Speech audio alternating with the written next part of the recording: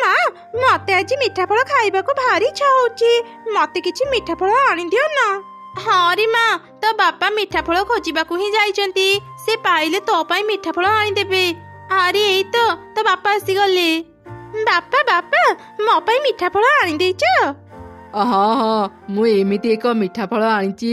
ତୁ ଆଗରୁ ଏମିତି ମିଠା ଫଳ କେବେ ଖାଇନଥିବୁ।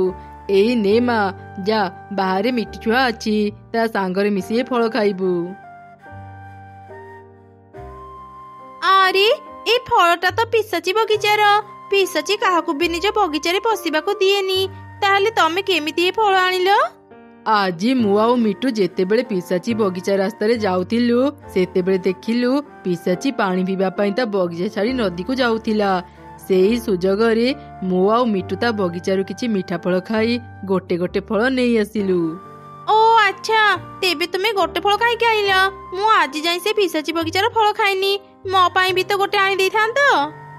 ଆରେ ଆରେ, ତୁ ଆଉ ରାଗନି।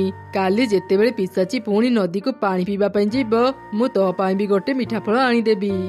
ତେବେ ଠିକ ଅଛି, କାଲି ମୁଁ ବି ତୁମ ସାଙ୍ଗରେ ଯିବି। ଆଉ ଅନେକ ସାରା ଫଳ ଏକାଥରେ ହିଁ ନେଇ ଆସିବି। ସାଙ୍ଗ ମିକି, ଦେଖେ ମୋ ବାପା ମୋ ପାଇଁ ଗୋଟେ ମିଠା ଫଳ ଆଣିଛନ୍ତି। ଏ ଫଳ ଏତେ ମିଠା ଯେ ତୁ ଆଗରୁ କେବେ ଖାଇନଥିବୁ। ହଁ ସାଙ୍ଗ, ମୋ ବାପା ବି ମୋ ପାଇଁ ମିଠା ଫଳ ଆଣିଛନ୍ତି। ଏଇ ଦେଖେ। ସତରେ ସାଙ୍ଗ, ଏ ଫଳ ନା ଭାରି ମିଠା। ମୁଁ ଏମିତି ଫଳ ଆଗରୁ କେବେ ଖାଇନଥିଲି। ହଁ, ତୁ ଠିକ କହିଲୁ, ଏ ଫଳ ସତରେ ଭାରି ମିଠା। ଜାଣିଛୁ, ଏ ଫଳ ସବୁ ନା ପିଶାଚି ବଗିଚାର। ତମେ ମାନେ କଣ ଫଳ ଖାଉଛ? ମତେ ବି ଟିକେ ଦେବ, ମୁଁ ବି ଖାଇଥାନ୍ତି।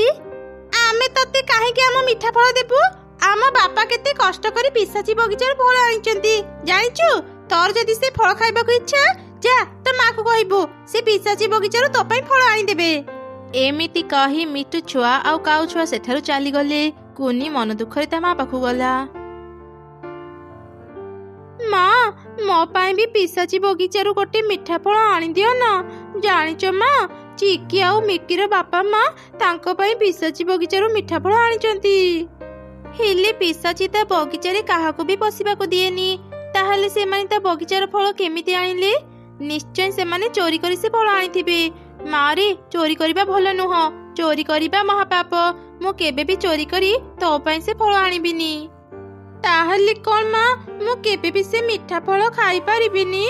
ତୁ ଗୋଟେ କାମ କର, କାଉ ଛୁଆ ଆଉ ମିଟୁ ଛୁଆ ଯୋଉଠି ସେ ମିଠା ଫଳ ଖାଉଥିଲେ, ତୁ ସେଠାକୁ ଯାଇ ଦେଖେ। ସେଠି ଯଦି ସେ ଫଳର ମଞ୍ଜି ପଡିଥିବ, ତୁ ସେ ମଞ୍ଜି ନେଇ ଆ, ଆମ ବଗିଚାରେ ଲଗେଇଦେବା। ଯେବେ ସେ ଗଛରେ ଫଳ ଫଳିବ, ତୁ ମନ ଭରି ମିଠା ଫଳ ଖାଇପାରିବୁ। କିନ୍ତୁ ମା, ମଞ୍ଜିରୁ ଗଛ ହେବା ପାଇଁ ତ ଅନେକ ଡେରି ଲାଗିବ। ମାରେ, ଅପେକ୍ଷାର ଫଳ ମିଠା ହେଇଥାଏ। ତୁ କିଛି ଦିନ ଅପେକ୍ଷା କଲେ କେତେ ଫଳ ପାଇବୁ କହିଲୁ?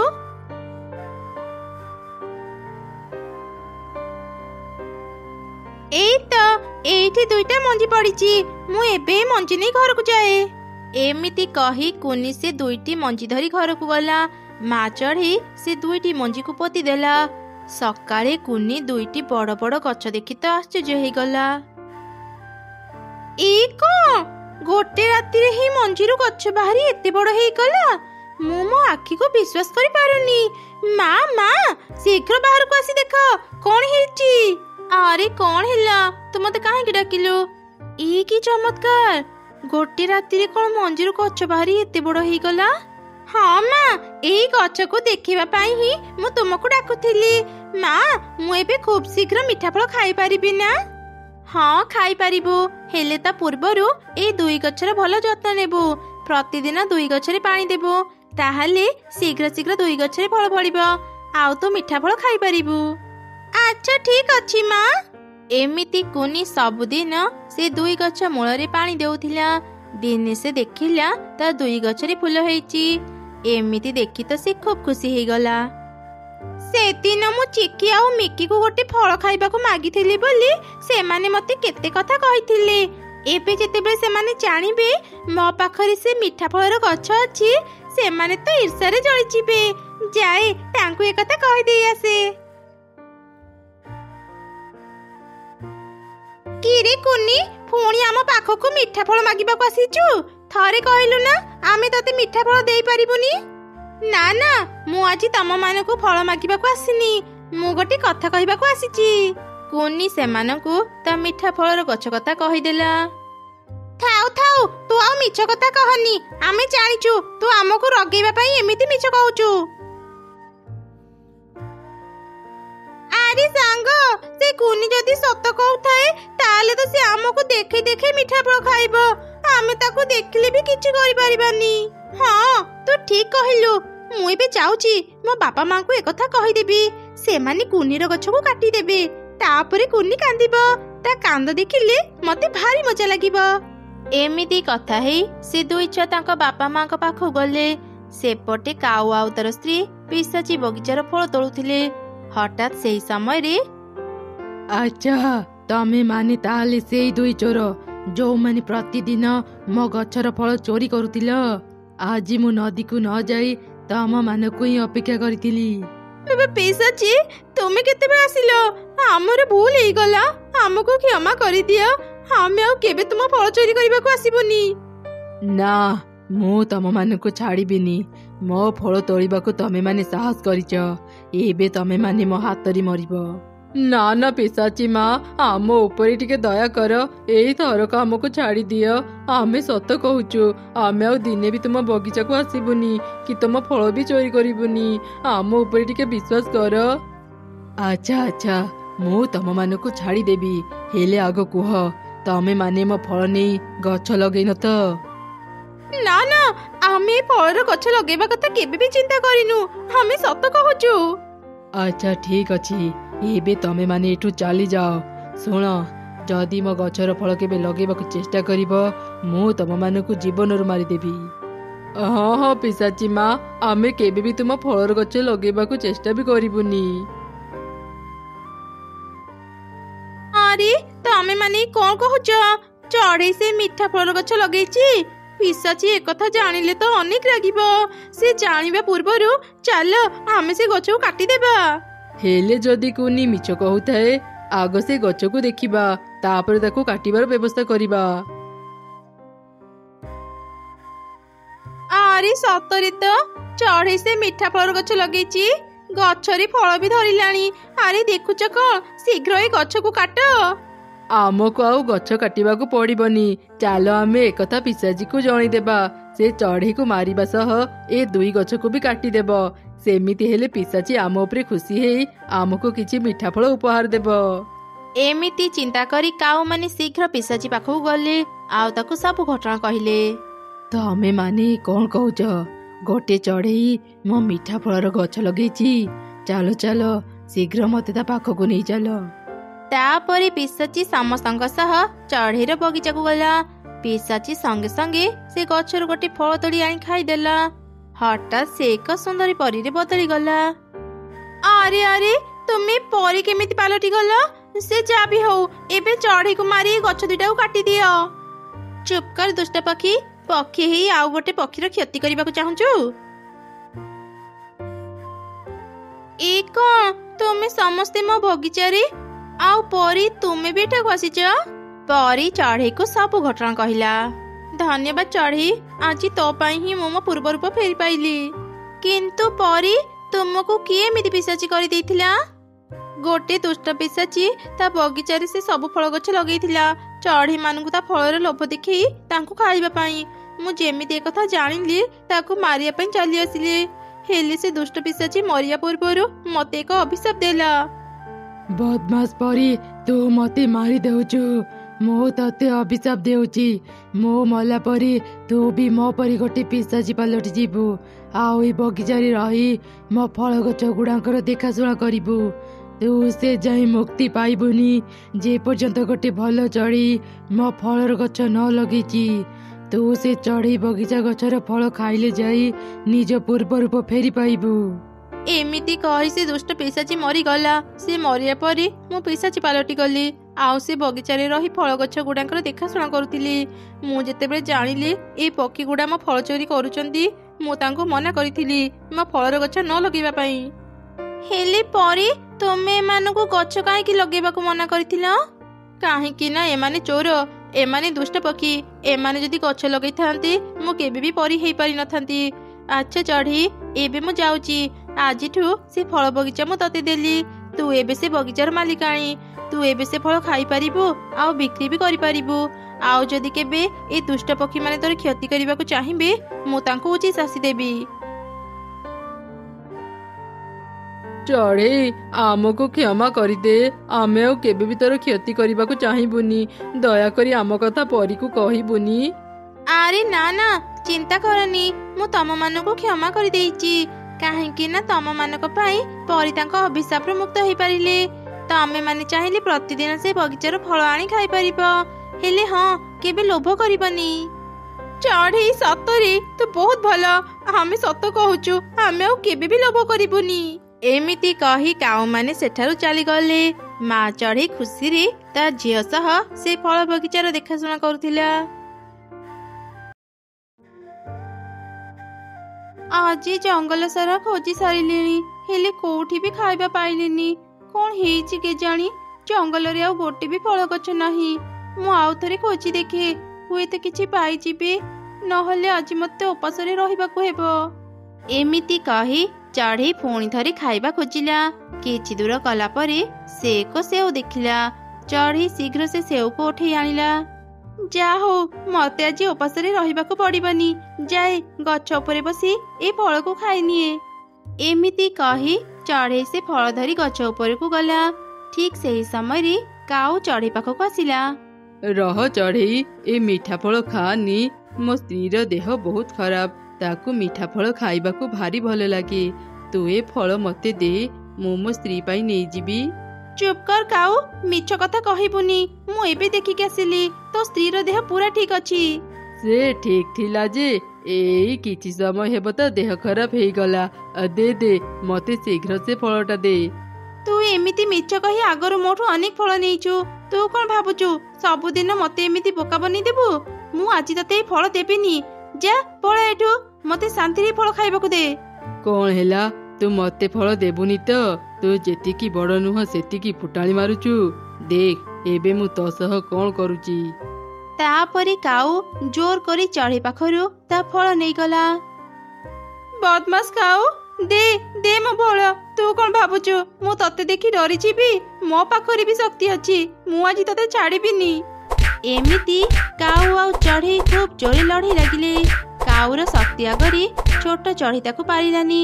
କାଉ ଧକ୍କା ଦେଇ ଚଢ଼େଇକୁ ତଳେ ପକେଇଦେଲା। ସେଇ ଗଛ ତଳେ ଥିଲା ଗୋଟେ କୂଅ। ଚଢ଼େଇ ସେ କୂଅ ଭିତରେ ପଡ଼ିଗଲା। ଏମିତି ଦେଖି କାଉ ଖୁବ୍ ହସିଲା। ବଢିଆ ହେଇଛି, ବଢିଆ ହେଇଛି। ମୋ ସହ ଲାଗୁଥିଲୁ ନା ଚଢ଼େଇ? ଏବେ କୂଅ ଭିତରେ ମର। ବଦମାସ କାଉ, ମତେ ଏ କୂଅ ଭିତରୁ ବାହାର କର, ମତେ ଭାରି ଡର ଲାଗୁଛି। ଚଢ଼େଇ ଯେତେ ଚେଷ୍ଟା କଲେ ବି ସେ କୂଅରୁ ବାହାରି ପାରିଲାନି। ସେପଟେ କାଉ ଖୁସିରେ ତା ଘରକୁ ଆସିଲା ଆଉ ନିଜ ସ୍ତ୍ରୀକୁ ସବୁ ଘଟଣା କହିଲା। ମା ଶତ୍ରୁକୁ ମାରି ବହୁତ ଭଲ କାମ କରିଛ। ସେ ଚଢ଼େଇକୁ ଦେଖିଲେ ମତେ ଭାରି ରାଗ ଲାଗେ। ଯେତିକି ବଡ଼ ନୁହଁ ସେତିକି ବଡ଼ କଥା କୁହେ। ଏବେ ସେ ପାଇଲା ମଜା। ଦିଅ ଦିଅ, ମତେ ସେ ଫଳ ଦିଅ, ମୁଁ ଖାଇବି। କାଉର ସ୍ତ୍ରୀ ସେ ଫଳ ଖାଇଲା। ସେପଟେ ଚଢ଼େଇ କୂଅ ଭିତରେ ଦୁଇଟି କବାଟ ଦେଖିଲା। ଗୋଟି କବାଟ ଥିଲା ସାଧାରଣ, ଆଉ ଗୋଟି କବାଟ ଥିଲା ସୁନାର। ଏ କଣ? ଏଠି ତ ଦୁଇଟି କବାଟ ଅଛି। ଏଇ କବାଟ ପଛପଟେ କଣ ଥିବ? ଭୂତ ପ୍ରେତ ନଥିବ ତ? ଉପରେ କିଏ ଅଛ? ମତେ ସାହାଯ୍ୟ କର, ମତେ ଭାରି ଡର ଲାଗୁଛି। ଚଢ଼େଇ ଯେତେ କାନ୍ଦିଲେ ବି ତା କଥା କେହି ବି ଶୁଣି ପାରୁନଥିଲେ। କିଛି ସମୟ ପରେ ଚଢ଼େଇ ନିଜକୁ ଶାନ୍ତ କଲା ଆଉ ମନରେ ସାହସ ବାନ୍ଧି କହିଲା, ନା ଆଉ କାନ୍ଦିବିନି କି ଡରିବିନି। ମୁଁ ଯାଇ ଏ କବାଟ ଖୋଲି ଦେଖେ, ତାପରେ ଜାଣିପାରିବି ଏଥିରେ କଣ ଅଛି। ହେଲେ ଏଠି ତ ଦୁଇଟି କବାଟ ଅଛି, ମୁଁ କାହାକୁ ଆଗ ଖୋଲିବି? ଏ ସୁନାର କବାଟ ପଛପଟେ ନିଶ୍ଚୟ କିଛି ମୂଲ୍ୟବାନ ଜିନିଷ ଥିବ। ମୁଁ ତା ପରେ ଖୋଲିବି, ଆଗ ଏ ସାଧାରଣ କବାଟକୁ ଖୋଲେ। ଏମିତି ଚିନ୍ତା କରି ଚଢ଼େଇ ସେ ସାଧାରଣ କବାଟକୁ ଖୋଲିଦେଲା। ହଠାତ୍ ତା ଭିତରୁ ଏକ ସୁନ୍ଦର ପ୍ରଜାପତି ବାହାରି ଆସିଲା। ଧନ୍ୟବାଦ ଚଢ଼େଇ, ଏତେ ଦିନ ପରେ ଯାଇ ମୁଁ ତୋ ପାଇଁ ମୁକ୍ତ ହେଇପାରିଲି। କିଏ କିଏ ତୁମେ? ଆଉ ଏଠି ଏମିତି କାହିଁକି ଥିଲ? ମୁଁ ସାଧାରଣ ପ୍ରଜାପତି ନୁହଁ, ମୁଁ ହେଉଛି ଗୋଟେ ଯାଦୁର ପ୍ରଜାପତି। ମୁଁ ମୋ ଯାଦୁ ଶକ୍ତି ଦେଇ ସମସ୍ତଙ୍କୁ ସାହାଯ୍ୟ କରେ। ମତେ ହିଂସା କରି ଦିନେ ଗୋଟେ ଯାଦୁକର ମତେ ଏଠି ବନ୍ଦୀ କରି ରଖିଦେଲା। ଏ କୂଅ ଭିତରକୁ କେହି ବି ଆସନ୍ତିନି। ଚଢ଼େଇ ତୁ କେମିତି ଏଠାକୁ ଆସିଲୁ? ଚଢ଼େଇ ପ୍ରଜାପତିକୁ ସବୁ କିଛି କହିଲା। ସବୁ ତ ଶୁଣିଲେ ପ୍ରଜାପତି, ଏବେ ମୁଁ ଆର କବାଟକୁ ବି ଖୋଲିଦିଏ, ଦେଖେ ସେଠି କିଏ ବନ୍ଦୀ ଅଛି। ନା ନା ଚଢ଼େଇ, ସେ ଭୁଲ କରନି, ସେଠି ମୋ ପରି ଭଲ ନୁହଁ, ସେଠି ଗୋଟେ ଖରାପ ପିଶାଚି ବନ୍ଦୀ ଅଛି, ତାକୁ ମୁଁ ହିଁ ବନ୍ଦୀ କରି ରଖିଛି। ମୁଁ ଅନେକ ଦୁଷ୍ଟମାନଙ୍କୁ ଏ କୂଅ ଭିତରେ ବନ୍ଦୀ କରି ରଖେ। ଏଇ କାରଣରୁ ପ୍ରତିଶୋଧ ନେବା ପାଇଁ ସେ ଦୁଷ୍ଟ ଯାଦୁକର ମତେ ଏଇ କୂଅ ଭିତରେ ବନ୍ଦୀ କରି ରଖିଦେଲା। ଚାଲ ଚଢ଼େଇ, ଏବେ କୂଅ ଉପରକୁ ଯିବା। ପ୍ରଜାପତି, ମୁଁ ଅନେକ ଚେଷ୍ଟା କଲିଣି, ହେଲେ କୂଅ ଉପରକୁ ଯାଇପାରୁନି। ତୁ ଚିନ୍ତା କରନି ଚଢ଼େଇ, ମୁଁ ମୋ ଯାଦୁ ଶକ୍ତିରେ ତତେ କୂଅ ଉପରକୁ ନେଇଯିବି।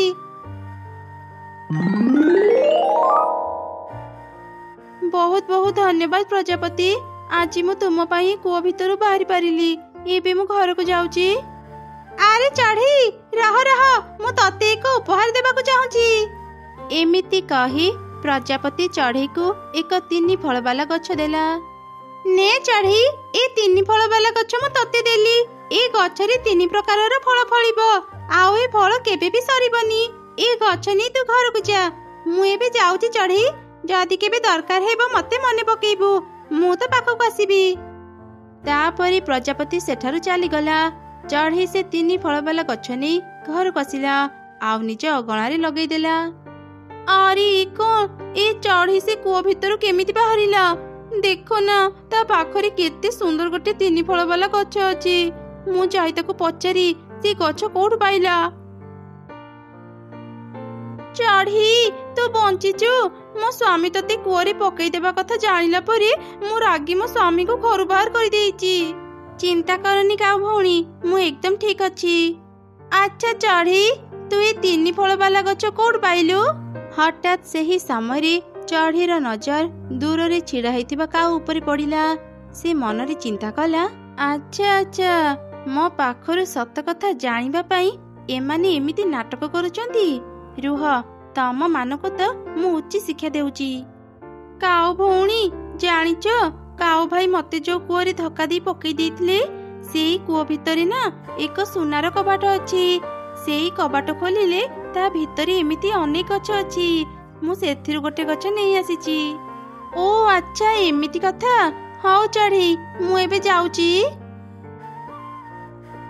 ତୋ କଥା ଯଦି ସତ, ଚାଲ ଚାଲ, ଆଉ ଡେରି କରନି, ଶୀଘ୍ର ସେ କୂଅ ପାଖକୁ ଯିବା। ତାପରେ 2 କାଉ କୂଅ ପାଖକୁ ଗଲେ। ଏକା ସାଙ୍ଗରେ ହିଁ ସେମାନେ କୂଅ ଭିତରକୁ ବି ଗଲେ। ସୁନାର କବାଟକୁ ଦେଖି ସେମାନେ ସେ କବାଟ ଖୋଲିଦେଲେ। ହଠାତ୍ ତା ଭିତରୁ ଏକ ଭୟଙ୍କର ପିଶାଚି ବାହାରିଲା।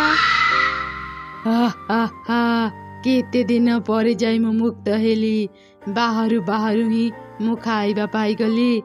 ଏବେ ମୁଁ ତମ ମାନଙ୍କୁ ଖାଇ ମୋ ପେଟ ପୁରେଇବି। ଏଇଟା ତ ଗୋଟେ ପିଶାଚି। 3 ଫଳ ବାଲା ଗଛ କାଇଁ? ଏବେ କଣ କରିବା? ୟାକୁ ଦେଖିଲେ ମତେ ଭାରି ଡର ଲାଗୁଛି।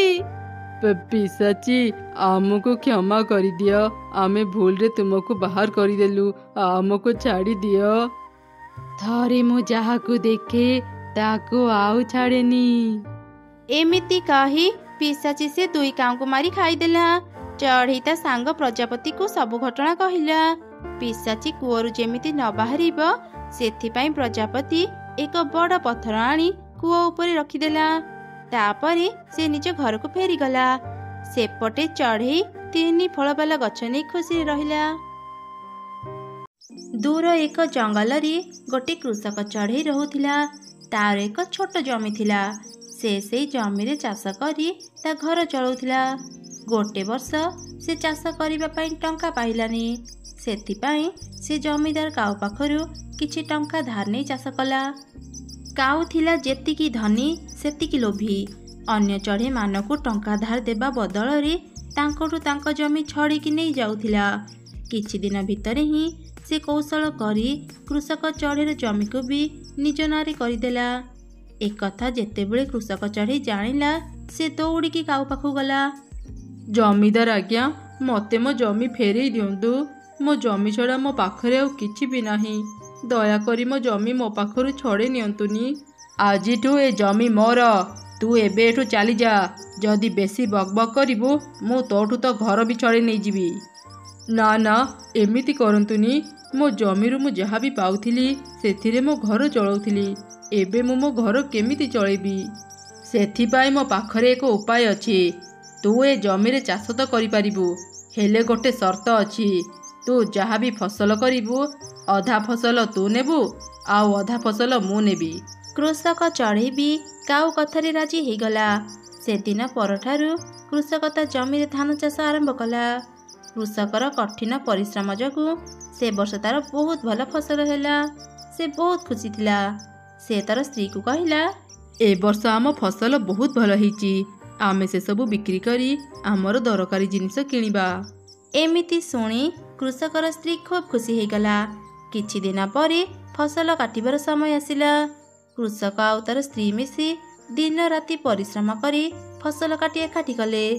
ଠିକ୍ ସେହି ସମୟରେ ଜମିଦାର କାଉ ଫସଲ ଭାଗ ନେବା ପାଇଁ ସେଠାକୁ ଆସିଲା। କାଉ ଭଲ ଫସଲକୁ ନିଜ ପାଖରେ ରଖିଦେଲା ଆଉ ଖରାପ ଫସଲକୁ କୃଷକକୁ ଦେଇଦେଲା।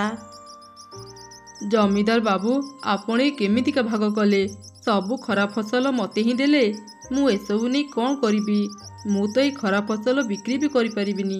ମୁଁ ଯାହା ଦେଲି ସେତିକି ନେଇ ଖୁସିରେ ରହ, ନହେଲେ ମୁଁ ତତେ ଏତିକି ବି ଦେବିନି। କୃଷକ ଆଉ ତାର ସ୍ତ୍ରୀ ମନ ଦୁଃଖରେ ଘରକୁ ଫେରିଗଲେ। କିଛି ଦିନ ପରେ ପୁଣି ଥରେ ସେ ଚାଷ କାମ ଆରମ୍ଭ କରିବା ପାଇଁ କାଉ ପାଖକୁ ଗଲା। ସେଥର ମୁଁ ଫସଲ ଭାଗ କରି କ୍ଷତିରେ ପଡ଼ିଲି। ଏଥର ମୁଁ ଏକ ନୂଆ ଭାବରେ ଭାଗ କରିବାକୁ ଚାହୁଁଛି। ଏଥର ଯାହା ବି ଫସଲ ହେବ ମୁଁ ଉପର ଭାଗ ନେବି। ଠିକ୍ ଅଛି, ଯେମିତି ତୋ ଇଚ୍ଛା। ଶୁଣ, ଏଥର ତୁ ପିଆଜ ଚାଷ କର। ତାପରେ କୃଷକ ପିଆଜ ଚାଷ କଲା। ହେଲେ ଫସଲ କାଟିବା ସମୟରେ ସେ ଚିନ୍ତାରେ ପଡ଼ିଗଲା, କାରଣ ପିଆଜ ସବୁ ମାଟି ତଳେ ଥିଲା। ଭାଗ ଅନୁସାରେ କୃଷକ କେବଳ ପିଆଜ ଶାଗ ପାଇଲା ଆଉ କାଉ ସବୁ ପିଆଜ ନେଇଗଲା। ରାତିରେ ସେ ତାର ସ୍ତ୍ରୀକୁ ଏସବୁ ଘଟଣା କହିଲା। ତୁମେ ଜଣେ କୃଷକ, ଏବେଠାରୁ ତୁମେ ନିଜେ ନିଷ୍ପତ୍ତି ନିଅ ତୁମେ କ'ଣ ଚାଷ କରିବ, ତାହେଲେ ଯାଇ ତୁମେ ସଠିକ୍ ଭାଗ ପାଇବ। ଆଚ୍ଛା, ଠିକ୍ ଅଛି। ମୁଁ କାଲି ଜମିଦାର ସହ ଏ ବିଷୟରେ କଥା ହେବି। ଜମିଦାର ଆଜ୍ଞା, ଏବେଠାରୁ ମୁଁ ନିଷ୍ପତ୍ତି ନେବି ଜମିରେ କ'ଣ ଚାଷ କରିବି। କାହିଁକି ନା ମୁଁ ଜଣେ କୃଷକ। ପାଣିପାଗ ଅନୁସାରେ କେଉଁ ମାସରେ କ'ଣ ଚାଷ କରିବାକୁ ହୁଏ ତା ମୁଁ ଭଲ ଭାବରେ ଜାଣିଛି। ଆଚ୍ଛା, ଠିକ୍ ଅଛି, ତେବେ ତୁ ତାହା ହିଁ କର। ଆପଣ ଭାଗ କେମିତି ନେବେ କହିଦିଅନ୍ତୁ। ମୁଁ ଫସଲର ଉପର ଭାଗ ନେବି। ତାପରେ କୃଷକ ତା ଘରକୁ ଫେରି ଆସିଲା। ସେ ତାର ସ୍ତ୍ରୀକୁ ଏକଥା କହିଲା। ବହୁତ ଭଲ କଥା, ଏଥର ତୁମେ ଆଳୁ ଚାଷ କର। ଜମିଦାର ଆଳୁ ଶାଗ ଛଡ଼ା ଆଉ କିଛି ବି ପାଇବନି। କୃଷକ ତା ସ୍ତ୍ରୀର କଥା ଅନୁସାରେ ସେଥର ଆଳୁ ଚାଷ କଲା। ଆଳୁ ବାହାର କରିବା ସମୟ ହେଲା ପରେ ସେ ଜମିଦାର କାଉ ପାଖକୁ ଗଲା ଆଉ ତାକୁ କହିଲା, ଜମିଦାର ଆଜ୍ଞା, ଆପଣ ନିଜ ଭାଗ ଅନୁସାରେ ଆଳୁ ଶାଗକୁ ନେଇଯାଆନ୍ତୁ। ଆଳୁ ବାହାର କରିବାର ସମୟ ହେଇଗଲାଣି। ଆରେ, ଏ ବୋକା ଚାଷୀଟା ଆଜି ମୋତେ ବୋକା ବନେଇଦେଲା। ରହ, ଏଥର ମୋ ଖେଳ ଦେଖ। ଶୁଣ, ଆରଥରକୁ ମୁଁ ତଳ ଭାଗ ନେବି। କୃଷକ ଘରକୁ ଆସି ଜମିଦାର ସବୁ କଥା ତା ସ୍ତ୍ରୀକୁ କହିଲା। ତୁମେ ଏଥର ବିଲାତି ଚାଷ କର, ସେମିତିରେ ତୁମର କିଛି କ୍ଷତି ହେବନି। କୃଷକ ତା ସ୍ତ୍ରୀର କହିବା ଅନୁସାରେ ସେଥର ବିଲାତି ଚାଷ କଲା। ବିଲାତି ପାଚିବା ପରେ ସେ ଜମିଦାରକୁ କହିଲା, ଜମିଦାର ଆଜ୍ଞା, ବିଲାତି ସବୁ ପାଚିଗଲାଣି। ଭାଗ ଅନୁସାରେ ମୁଁ ଉପର ଭାଗକୁ ନେଇଯାଉଛି। ମୁଁ ନେବା ପରେ ଆପଣ ତଳ ଭାଗକୁ ନେଇଯିବେ। କୃଷକ ସବୁ ବିଲାତି ନେଇଗଲା, କେବଳ ଶୁଖିଲା ଗଛ ଗୁଡ଼ିକ ରହିଗଲା। ଏମିତି ଦେଖି ତ ଜମିଦାର କାଉ ଖୁବ୍ ରାଗିଗଲା। ତୁ ପୁଣି ଥରେ ମୋତେ ବୋକା ବନେଇଦେଲୁ। ଏଥର ଦେଖିବି ତୁ ମୋତେ କେମିତି ବୋକା ବନେଇବୁ। ଏଥର ଯାହା ବି ଫସଲ କରିବୁ ମୁଁ ଉପର ଭାଗ ଆଉ ତଳ ଭାଗକୁ ନେବି। ତୁ କେବଳ ମଝି ଭାଗକୁ ନେବୁ। ଜମିଦାରର କଥା ଶୁଣି କୃଷକ ତ ଚିନ୍ତାରେ ପଡ଼ିଗଲା। ସେ ଭାବିବାକୁ ଲାଗିଲା ସେ ଏବେ କ'ଣ କରିବ। ତା ସ୍ତ୍ରୀକୁ ବି ସେ କଥା କହିଲା। କିଛି ସମୟ ଚିନ୍ତା କଲା ପରେ କୃଷକର ସ୍ତ୍ରୀ ତାକୁ କହିଲା, ଏଥର ତୁମେ ସବୁରି ଚାଷ କର। ଉପର ଭାଗ ଆଉ ତଳ ଭାଗକୁ ତୁମେ ଜମିଦାରକୁ ଦେଇଦେବ। ମଝିରେ ଥିବା ସପୁରୀକୁ ତୁମେ ପାଇବ। ସ୍ତ୍ରୀର କଥା ମାନି କୃଷକ ସେଥର ତା ଜମିରେ ସପୁରୀ ଚାଷ କଲା। ଫସଲ କାଟିବା ଦିନ ସେ ଜମିଦାରକୁ ଉପର ପତ୍ର ଆଉ ତଳ ଗଛକୁ ଦେଇଦେଲା। ମଝିରେ ଥିବା ସପୁରୀକୁ କୃଷକ ନେଇଗଲା। ଜମିଦାର ବୁଝିଗଲା ଯେ ସେ ଏମିତି କୃଷକକୁ ଠକି ପାରିବନି। ସେ କୃଷକର ଘରକୁ ଯାଇ ତାକୁ କ୍ଷମା ମାଗିଲା। ମୋର ଭୁଲ ହେଇଗଲା। ମୁଁ ଭାବିଥିଲି ତୁ ବହୁତ ବୋକା, ତତେ ମୁଁ ସହଜରେ ଠକିଦେବି। ହେଲେ ଏବେ ମୁଁ ନିଜ ଭୁଲ ବୁଝିପାରିଲି। ତୋର ଯାହା ଇଚ୍ଛା ତୁ ଚାଷ କର। ଫସଲକୁ ତୁ ଯେମିତି ବି ଭାଗ କରିବୁ ମୁଁ ସେମିତି ନେବାକୁ ରାଜି ଅଛି। ଠିକ୍ ଅଛି ଜମିଦାର ବାବୁ, ମୁଁ ଆପଣଙ୍କ କଥାରେ ରାଜି। ଆପଣ ବି ଆମକୁ କଥା ଦିଅନ୍ତୁ, ଆଉ ଦିନେ ବି ଆପଣ ଆମକୁ ଠକିବେନି। ସେବେଠାରୁ ସେମାନେ ସମାନ ଭାଗ କରି ଫସଲ ନେଲେ। କୃଷକ ସ୍ତ୍ରୀର ବୁଦ୍ଧି ଯୋଗୁଁ ଲୋଭୀ ଜମିଦାର ଉଚିତ ଶିକ୍ଷା ପାଇଲା। ରାତି ହେବା ପରେ ଜଙ୍ଗଲର ସବୁ ଚଢ଼େଇ ଶୋଇ ପଡ଼ିଥିଲେ। ଠିକ୍ ସେହି ସମୟରେ ଆକାଶରୁ କିଛି ପରୀ ତଳକୁ ଆସିଲେ। ମୋତେ ଜଙ୍ଗଲର ପରିବେଶ ଖୁବ୍ ଭଲ ଲାଗେ। ଇଚ୍ଛା ହୁଏ ସବୁଦିନ ଏଠି ରହିଯିବାକୁ। ପ୍ରତି ରାତିରେ ଆମେ ଜଙ୍ଗଲକୁ ବୁଲିବା ପାଇଁ ଆସନ୍ତି। ଏକଥା ପରୀମା ଜାଣିନାହାନ୍ତି। ସେ ଜାଣିଲେ ନା ବହୁତ ରାଗିବେ। ସକାଳ ହେବା ପୂର୍ବରୁ ଆମେ ସମସ୍ତେ ଏଠୁ ଚାଲିଯିବା। ତାପରେ ପରୀମାନେ ଗୀତ ଗାଇ ନାଚିଲେ, ଜଙ୍ଗଲ ସାରା ବୁଲିଲେ ଆଉ ଖୁବ୍ ମଜା କଲେ। ସକାଳ ହେବା ପୂର୍ବରୁ ସେମାନେ ଚାଲିଗଲେ। ସେଇ ଜଙ୍ଗଲରେ ବିଭିନ୍ନ ପ୍ରକାରର ଚଢ଼େଇ ରହୁଥିଲେ। ଚିଲ ଥିଲା ସେମାନଙ୍କ ରାଜା। ସେ ଚିଲ ରାଜା ଖୁବ୍ ଦୟାଳୁ ଥିଲା। ବିପଦ ସମୟରେ ସେ ଚଢ଼େଇମାନଙ୍କୁ ସାହାଯ୍ୟ କରୁଥିଲା। ଚିଲ ରାଜାର ଗୋଟେ ପୁଅ ଥିଲା। ସେ ସବୁବେଳେ ଅସୁସ୍ଥ ରହୁଥିଲା। ଯେତେ ଯାହା କଲେ ବି ସେ ସୁସ୍ଥ ହେଉନଥିଲା। ରାଜା ଚିଲ ନିଜ ପୁଅ ପାଇଁ ସବୁବେଳେ ଚିନ୍ତାରେ ରହୁଥିଲା।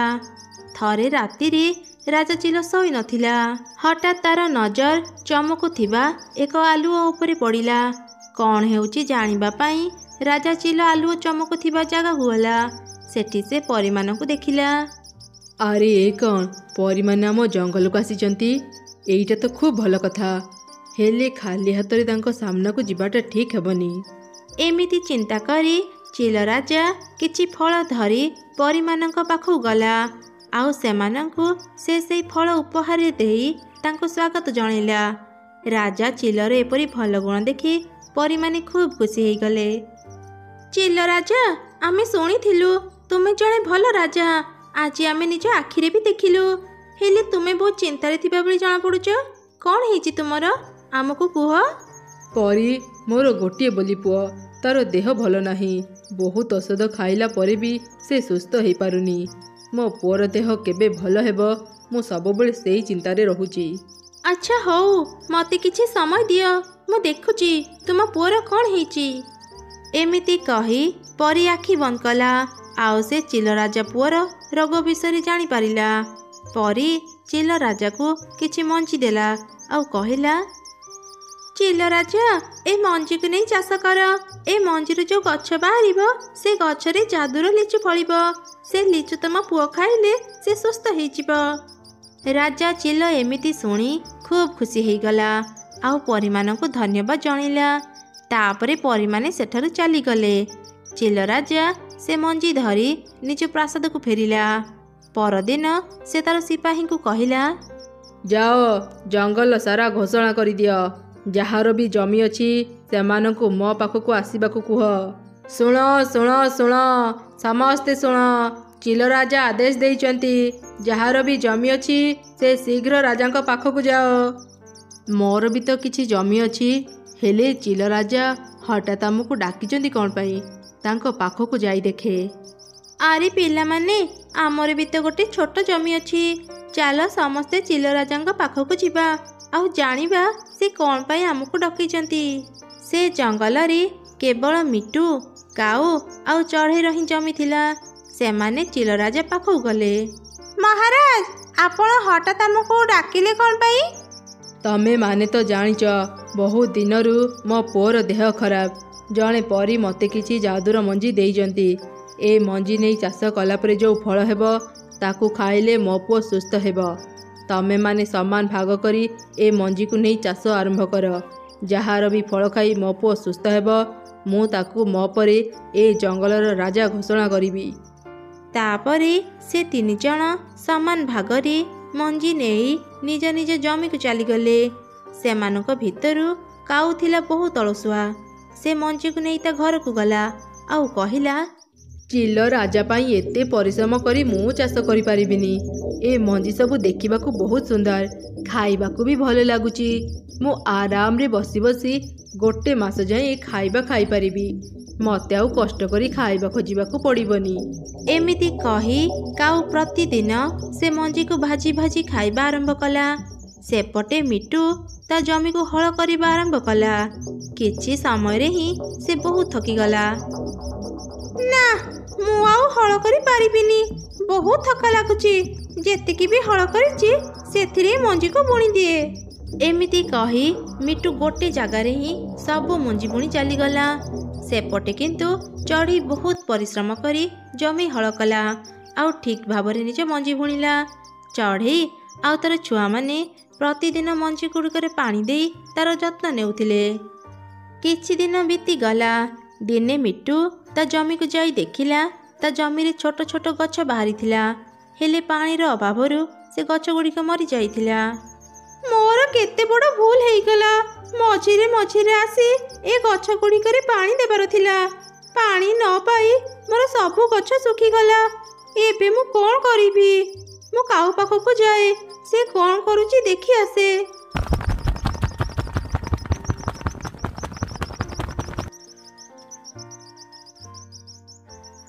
କାଉ, ବହୁ ଦିନରୁ ମୁଁ ତତେ ଦେଖିନି, ତୁ କେମିତି ଅଛୁ? ଆରେ ମିଟୁ, ଭଲ ସମୟରେ ଆସିଲୁ। ମୁଁ ଏବେ ଖାଇବା ଖାଉଥିଲି। ନେ ନେ, ତୁ ବି କିଛି ଖାଇନେ। କାଉ, ତୁ ଏସବୁ କ'ଣ ଖାଉଛୁ? ରାଜା ଚିଲ ଯୋଉ ମଞ୍ଜି ଦେଇଥିଲେ ମୁଁ ସେସବୁ ଭାଜିକି ଖାଉଛି। ଭାରି ବଢ଼ିଆ ଲାଗୁଛି। ତୁ ବି ଥରେ ଖାଇ ଦେଖେ। ତାପରେ ମିଟୁ ବି ସେ ମଞ୍ଜି ଖାଇଲା। ତାକୁ ବି ସେ ମଞ୍ଜି ବହୁତ ଭଲ ଲାଗିଲା। ସତରେ ସାଙ୍ଗ, ଏ ମଞ୍ଜି ଖାଇବାକୁ ନା ବହୁତ ବଢ଼ିଆ ଲାଗିଲା। ମୁଁ କେତେ ବଡ଼ ଭୁଲ କରିଦେଲି। ସବୁ ମଞ୍ଜି ମୁଁ ଜମିରେ ବୁଣିଦେଲି। ମୋର ସବୁ ଗଛ ମରିଗଲା। ଫଳ ବି ପାଇଲିନି କି ତୋ ଭଳି ଭାଜିକି ବି ଖାଇପାରିଲିନି। ମୁଁ ଜାଣିଥିଲି ସେ ରାଜା ଚିଲ ମନ କଢ଼ା କଥା କହୁଛି। ଏ ମଞ୍ଜି ଦ୍ୱାରା ଭଲ ଫସଲ ହେବନି, ସେଥିପାଇଁ ତ ମୁଁ ଖାଉଛି। ଆଚ୍ଛା କାଉ, ଚଢ଼େଇ ବି ତ ମଞ୍ଜି ନେଇଥିଲା, ତାର କ'ଣ ଖବର ତୁ ଜାଣିଛୁ କି? ତା ଖବର ରଖି ଆମକୁ କ'ଣ ମିଳିବ? ଏମିତିରେ ବି ମୁଁ ବହୁତ ଦିନରୁ ଘରୁ ବାହାରିନି। ଚାଲ ଥରେ ଦେଖି ଆସିବା ସେ ଚଢ଼େଇ କ'ଣ କରୁଛି। ଏମିତି କଥା ହେଇ ସେମାନେ ଚଢ଼େଇର ଜମିକୁ ଗଲେ।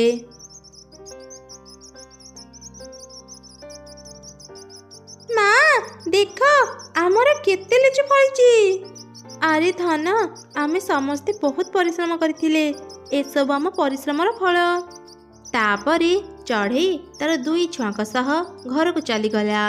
କିଛି ସମୟ ପରେ କାଉ ଆଉ ମିଟୁ ଚଢ଼େଇର ଜମିକୁ ଆସିଲେ। ସେଠି ସେମାନେ ଦେଖିଲେ ଚଢ଼େଇ ଜମିରେ ଥିବା ସବୁ ଗଛ ଗୁଡ଼ିକରେ ଅନେକ ଲିଚୁ ଫଳିଛି। ଆରେ ମିଟୁ, ଏସବୁ କ'ଣ ଫଳିଛି? କାଉ, ତୁ କ'ଣ କେବେ ଲିଚୁ ଦେଖିନୁ? ଏସବୁ ଲିଚୁ ଫଳ। ଚିଲ ରାଜା ତାହେଲେ ଠିକ୍ କହୁଥିଲେ। ଆମେ ହିଁ ତାଙ୍କ କଥାକୁ ବିଶ୍ୱାସ କରୁନଥିଲେ। ମିଟୁ, ଚାଲ କିଛି ଲିଚୁ ତୋଳି ଘରକୁ ନେଇଯିବା, ତାପରେ ସେଠି ଖାଇବା। ଏମିତି କଥା ହେଇ ସେମାନେ କିଛି କିଛି ଲିଚୁ ଧରି ଘରକୁ ଗଲେ। ହଠାତ୍ ସେମାନେ ଶୁଣିବାକୁ ପାଇଲେ, ଶୁଣ ଶୁଣ ଶୁଣ, ସମସ୍ତେ ଶୁଣ। ଯିଏ ବି ରାଜାଙ୍କଠୁ ମଞ୍ଜି ନେଇ ଚାଷ କରିଛ, ସେମାନେ ଶୀଘ୍ର ରାଜାଙ୍କୁ ଦେଖା କର। କିଛି ସମୟରେ ହିଁ କାଉ, ମିଟୁ ଆଉ ଚଢ଼େଇ ରାଜାଙ୍କ ପାଖକୁ ଗଲେ। ତମମାନଙ୍କ ଜମିରେ କେମିତି ସବୁ ଫଳ ହେଇଛି କୁହ? ମହାରାଜ, ମୋ ଜମିରେ ବହୁତ ଭଲ ଲିଚୁ ଫଳିଛି। କାଉ, ତୋ ଜମିରେ କେମିତି ଚାଷ ହେଇଛି କହ? ହଁ ହଁ ମହାରାଜ, ମୋ ଜମିରେ ବହୁତ ଲିଚୁ ଫଳିଛି। ମିଟୁ, ତୋର କ'ଣ ଖବର? ତୋ ଚାଷ କେମିତି ହେଇଛି କହ? ଆଜ୍ଞା ମହାରାଜ, ମୋର ବି ବହୁତ ଭଲ ଲିଚୁ ଫଳିଛି। ଠିକ୍ ଅଛି, କାଲି ସକାଳେ ତମେମାନେ ନିଜ ନିଜ ଲିଚୁ ଧରି ଏଠାକୁ ଆସ। ଯାହାର ବି ଲିଚୁ ଖାଇ ମୋ ପୁଅ ସୁସ୍ଥ ହେବ, ମୁଁ ତାକୁ ଏ ଜଙ୍ଗଲର ରାଜା ଘୋଷଣା କରିବି। ତାପରେ ସବୁ ଚଢ଼େଇ ନିଜ ନିଜ ଘରକୁ ଚାଲିଗଲେ। କାଉ ଘରେ ମିଟୁ ବସିଥିଲା। ସେ କାଉକୁ କହିଲା, ଆରେ କାଉ, ତୁ ରାଜାଙ୍କୁ ମିଛ କାହିଁକି କହିଲୁ? ତତେ ଦେଖି ମୁଁ ବି ମିଛ କହିଦେଲି। ରାଜା ଯେତେବେଳେ ସତ କଥା ଜାଣିବେ, ସେ ତ ଆମକୁ ଜୀବନରୁ ମାରିଦେବେ। ଏବେ ତୁ କହ, ଆମେ ଏ ସମସ୍ୟାରୁ କେମିତି ବାହାରିବା? ଶୁଣ, ମୋ ପାଖରେ ଗୋଟେ ଉପାୟ ଅଛି। ଚଢ଼େଇର ଜମିକୁ ଯିବା ରାସ୍ତାରେ ଖଣ୍ଡା ଧରି ଆମେ ଜଗିଥିବା। ଯେତେବେଳେ ଚଢ଼େଇ ତା ଜମିକୁ ଯିବ ମୁଁ ତାକୁ ମାରି ତା ଲିଚୁ ଧରି ରାଜାଚିଲ ପାଖକୁ ଯିବି। ରାଜାଚିଲ ମୋ ଉପରେ ଖୁସି ହେଇ ମୋତେ ଏଇ ଜଙ୍ଗଲର ରାଜା କରିଦେବ। ମିଟୁ, ତୁ ଯଦି ମୋତେ ଏଥିରେ ସାହାଯ୍ୟ କରିବୁ, ମୁଁ ଯେତେବେଳେ ରାଜା ହେବି ତତେ ମୁଁ ମୋର ସେନାପତି କରିଦେବି। ଠିକ୍ ଅଛି ସାଙ୍ଗ, ତୁ ଯାହା କହିବୁ ମୁଁ ସେମିତି କରିବି। ପରଦିନ ସକାଳେ ମିଟୁ ଆଉ କାଉ ଖଣ୍ଡା ଧରି ଚଢ଼େଇର ଜମିକୁ ଯିବା ରାସ୍ତାରେ ଜଗି ରହିଲେ। ସେପଟେ ଚଢ଼େଇ ତାର ଛୁଆଙ୍କୁ କହିଲା, ପିଲାମାନେ ଚାଲ ଶୀଘ୍ର ଲିଚୁ ତୋଳି ଚିଲ ରାଜାଙ୍କ ପାଖକୁ ଯିବା, ପଛରେ ନହେଲେ ଡେରି ହେଇଯିବ। ଏମିତି କଥା ହେଇ ମା ଛୁଆ ତାଙ୍କ ଜମିକୁ ଯିବା ପାଇଁ ବାହାରିଲେ। ସେପଟେ କାଉ ତା ଖଣ୍ଡାକୁ ତଳେ ରଖି ଢଳଉଥିଲା। ଭୁଲରେ ସେ ତା ନିଜ ଖଣ୍ଡା ଉପରେ ପଡ଼ିଗଲା। ଖଣ୍ଡା କାଉର ପେଟ ଭିତରେ ପଶିଗଲା। ଏ କ'ଣ କାଉ, ତୁ ତ ନିଜେ ଖଣ୍ଡା ଧରିଥିଲୁ, ତୋ ପେଟ ଭିତରକୁ କେମିତି ଗଲା? ସାଙ୍ଗ ମିଟୁ, ମୋତେ ଭାରି ଯନ୍ତ୍ରଣା ହେଉଛି। ମୋତେ କିଛି ପଚାରନି, ଶୀଘ୍ର ମୋତେ ଘରକୁ ନେଇଯା। ମୋ ଘରେ କିଛି ଔଷଧ ଅଛି, ଔଷଧ ଖାଇଲେ ମୁଁ ସୁସ୍ଥ ହେଇଯିବି। କାଉ, ତୁ ଯେତେବେଳେ ସୁସ୍ଥ ହେବୁ ସେଇ ସମୟରେ ଚଢ଼େଇ ତା ଲିଚୁ ନେଇ ରାଜାଙ୍କ ପାଖକୁ ଯାଇସାରିଥିବ। ତାଠୁ ଭଲ ତୁ ଏଇଠି କିଛି ସମୟ ଅପେକ୍ଷା କରିଥା। ମୋ ଚଢ଼େଇର ସବୁ ଲିଚୁ ନେଇ ରାଜାଙ୍କ ପାଖକୁ ଯାଉଛି। ଏମିତି କହି ମିଟୁ ସେଠାରୁ ଚାଲିଗଲା। କିଛି ସମୟ ପରେ ସେ ରାସ୍ତାରେ ଚଢ଼େଇ ଆଉ ତାର ଛୁଆମାନେ ଯାଉଥିଲେ। ସେମାନେ କାଉର ଅବସ୍ଥା ଦେଖି ତା ପାଖକୁ ଗଲେ। କାଉ, ତୋର ଏମିତି ଅବସ୍ଥା କିଏ କଲା?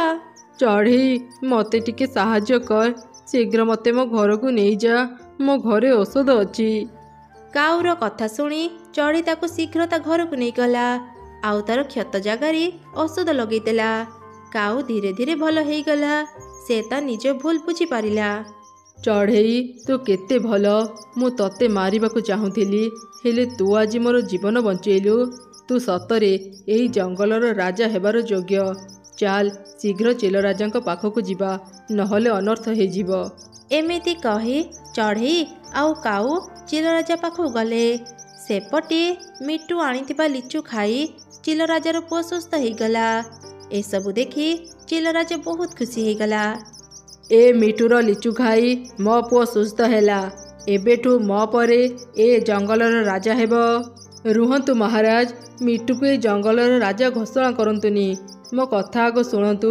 ଏ ଲିଚୁ ମିଟୁର ନୁହଁ, ଏସବୁ ଚଢ଼େଇ ଜମିର ଲିଚୁ। କାଉ ଚିଲ ରାଜାଙ୍କୁ ସବୁ ଘଟଣା କହିଲା। ମିଟୁ, କାଉ ଯାହା କହିଲା ତାହା କ'ଣ ସତ? ନା, ମାନେ ମହାରାଜ, ମୋର ଭୁଲ ହେଇଗଲା, ମୋତେ କ୍ଷମା କରିଦିଅନ୍ତୁ। ନା, ତୋର କ୍ଷମା ନାହିଁ।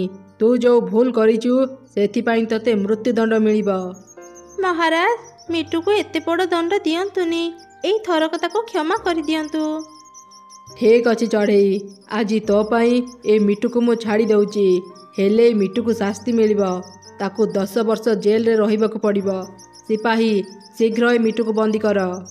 ଚିଲ ରାଜାର ଆଦେଶ ଅନୁସାରେ ସିପାହୀମାନେ ମିଟୁକୁ ବନ୍ଦୀ କରି ଜେଲରେ ରଖିଦେଲେ।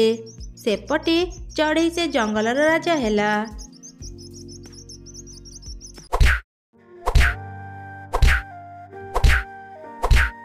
କୁନି, ମୁଁ ଆଉ ଖେଳିବିନି, ଆଜି ଶୀଘ୍ର ଘରକୁ ଯିବି। ଆମ ଗଛରେ ନା ଅନେକ ପିଜୁଳି ଫଳିଛି। ଚାଲ କୁନି ମୋ ସାଙ୍ଗରେ, ତୁ ବି ପିଜୁଳି ଖାଇପାରିବୁ। ସତରେ ମିକି, ତମ ଗଛରେ ପିଜୁଳି ଫଳିଛି? ମୁଁ ଆଜି ଯାଇ କେବେ ବି ପିଜୁଳି ଖାଇନି। ଚାଲ ମିକି, ଆଜି ମୁଁ ତୋ ସାଙ୍ଗରେ ପିଜୁଳି ଖାଇବାକୁ ଯିବି। ତାପରେ କୁନି ମିକି ସାଙ୍ଗରେ ତା ଘରକୁ ଗଲା। ସେତେବେଳେ ମିକିର ବାପା ମା ପିଜୁଳି ପାଳୁଥିଲେ। ଆଣ୍ଟି, ମତେ ଗୋଟେ ପିଜୁଳି ଦିଅନ୍ତୁ ନା, ତୁମ ଗଛରେ ତ ଅନେକ ପିଜୁଳି ଫଳିଛି। ଗୋଟେ ପିଜୁଳିର ଦାମ କେତେ ଜାଣିଛୁ? ଚାଲି ଆସିଲା ମାଗଣାରେ ପିଜୁଳି ଖାଇବାକୁ। ପିଜୁଳି ଖାଇବାକୁ ଯଦି ତୋର ଏତେ ଇଚ୍ଛା, ଯା ନିଜ ବାପା ମାକୁ କହିବୁ ତୋ ପାଇଁ ପିଜୁଳି କିଣିଦେବେ। ମା, କୁନିକୁ ଏମିତି କାହିଁକି କହୁଛ? ଆମ ଗଛରେ ତ ଅନେକ ପିଜୁଳି ଫଳିଛି, ତାକୁ ଗୋଟେ ପିଜୁଳି ଖାଇବାକୁ ଦିଅ। ସେ ଆଜି ଯାଇ କେବେ ବି ପିଜୁଳି ଖାଏନି। ମୁଁ ତ ପ୍ରତ୍ୟେକ ଦିନ ପିଜୁଳି ଖାଏ, ଆଜି ମୁଁ ପିଜୁଳି ଖାଇବିନି। ମୋ ଭାଗ ପିଜୁଳି କୁନିକୁ ଦେଇଦିଅ। ମିକି, ମୁଁ ତତେ ମନା କରିଥିଲି ନା, ଏମିତି ଗରିବ ଚଢ଼େଇଙ୍କ ସହ ଖେଳିବୁନି। କୁନି ପାଇଁ ଭାରି ଦରଦ ଉଛୁଳି ପଡୁଛି ନାଇଁ? ଆଉ ଦିନେ ବି ତୁ ଏ କୁନି ସାଙ୍ଗରେ ସାଙ୍ଗ ହେବୁନି। ଆଉ କୁନି, ତୁ ପିଜୁଳି ଖାଇବାକୁ ଯଦି ଏତେ ଇଚ୍ଛା ଯା ତୋ ମା ପାଖରୁ ଆଗ ଟଙ୍କା ଆଣିବୁ। ଟଙ୍କା ଦେଲେ ଯାଇ ମୁଁ ତତେ ପିଜୁଳି ଦେବି। ଏମିତି ଶୁଣି ମନ ଦୁଃଖରେ କୁନି ନିଜ ଘରକୁ ଫେରି ଆସିଲା। ମା ମା ଜାଣିଛ ମୁଁ ଆଜି ମିକି ଘରକୁ ଯାଇଥିଲି। ମିକି ଘର ଗଛରେ ନା ଅନେକ ପିଜୁଳି ଫଳିଛି। ମୁଁ ଆଣ୍ଟିଙ୍କୁ ଗୋଟେ ପିଜୁଳି ଖାଇବାକୁ ମାଗୁଥିଲି, ହେଲେ ସେ ମତେ ପିଜୁଳି ଦେଲେନି। ତୁ କାହିଁକି ସେଠାକୁ ଯାଉଥିଲୁ ରେ ମା? ତୁ ତ ଜାଣୁ ଆମେ କେତେ ଗରିବ। ସେ ଧନୀ ଚଢ଼େଇ ମାନେ ଆମକୁ ଘୃଣା କରନ୍ତି। ତୁ ମନ ଦୁଃଖ କରନି ରେ ମା। ଏବେ ସିନା ଆମ ପାଖରେ ଟଙ୍କା ନାହିଁ, ମୁଁ ଖୁବ୍ ଶୀଘ୍ର ଟଙ୍କା ଜମା କରି ତୋ ପାଇଁ ପିଜୁଳି କିଣିଦେବି। ମା ମୋର ଭୁଲ ହେଇଗଲା। ମୁଁ ଆଉ କେବେ ବି ପିଜୁଳି ଖାଇବାକୁ ଜିଦ୍ କରିବିନି କି ମିକି ଘରକୁ ବି ଯିବିନି।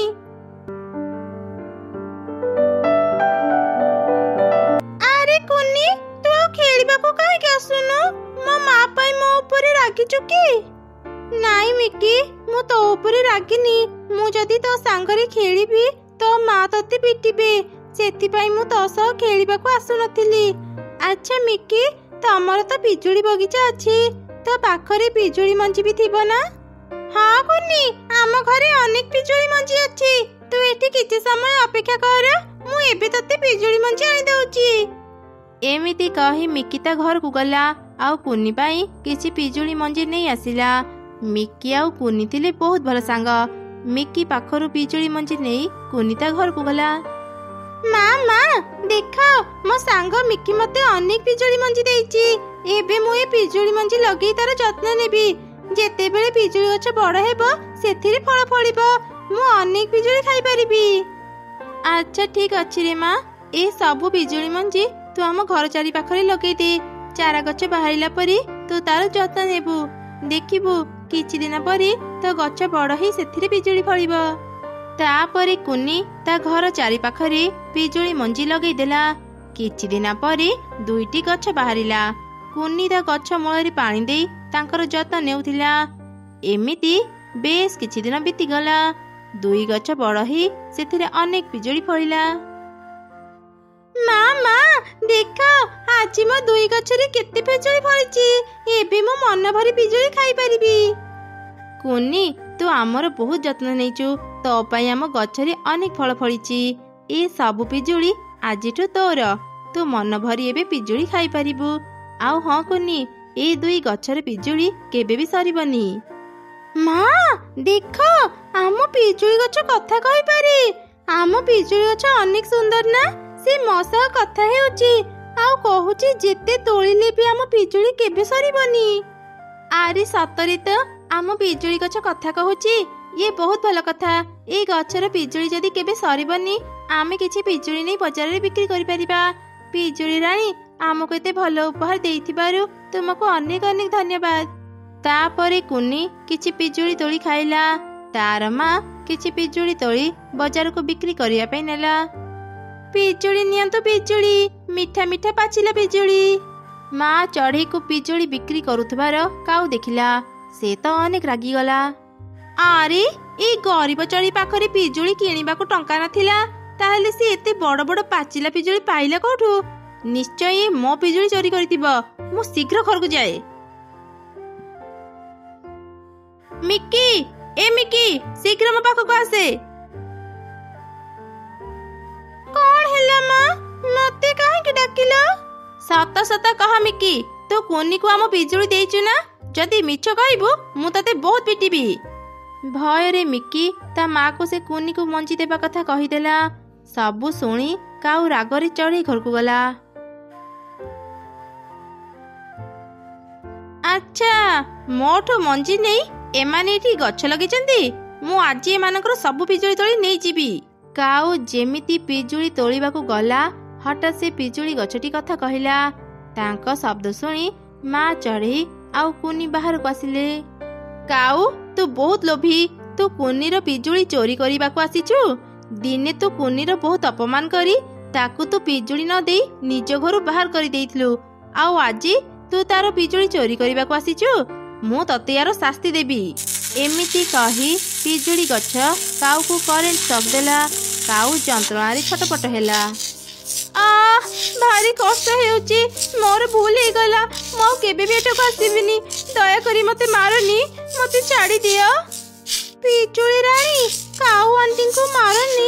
ସେ ମୋ ସାଙ୍ଗ ମିକିର ମା। ସେ ମରିଗଲେ ମୋ ସାଙ୍ଗ ମିକି ଅନେକ କଷ୍ଟ ପାଇବ। ଦୟାକରି ତାଙ୍କୁ ଛାଡ଼ି ଦିଅ। ଆଜି କେବଳ କୁନି ପାଇଁ ମୁଁ ତତେ ଛାଡ଼ିଦେଲି କାଉ। ଏବେ ଏଠୁ ଚାଲିଯା, ଆଉ ଦିନେ ଏଠାକୁ ଆସିବୁନି। ହଁ ହଁ, ମୁଁ ଆଉ ଦିନେ ବି କୁନିର କ୍ଷତି କରିବିନି, ମୁଁ ସତ କହୁଛି।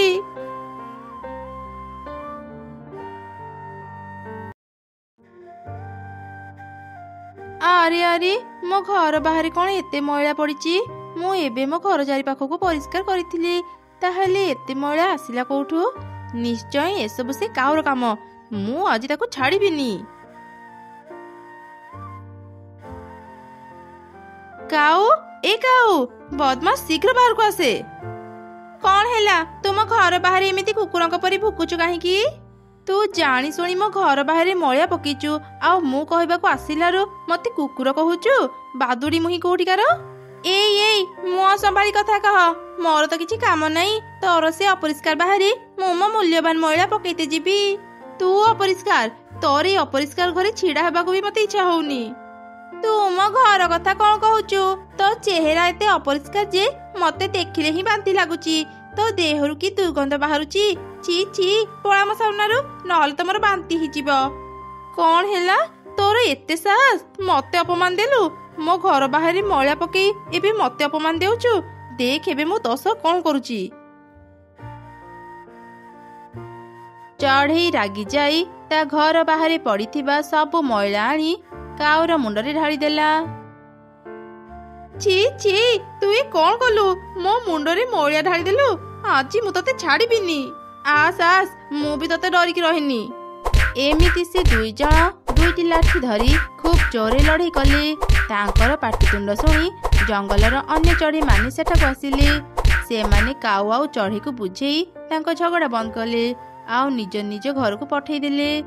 ଏମିତି ସେ ଦିନ ବିତିଗଲା। ପରଦିନ ସକାଳେ, ମା, ଭାରି ଭୋକ ଲାଗୁଛି, କିଛି ଖାଇବାକୁ ଦିଅ। ମାରେ, ତୁ ବାହାରେ ଖେଳୁଥା, ମୁଁ ରୋଷେଇ କଲା ପରେ ତତେ ଡାକିଦେବି।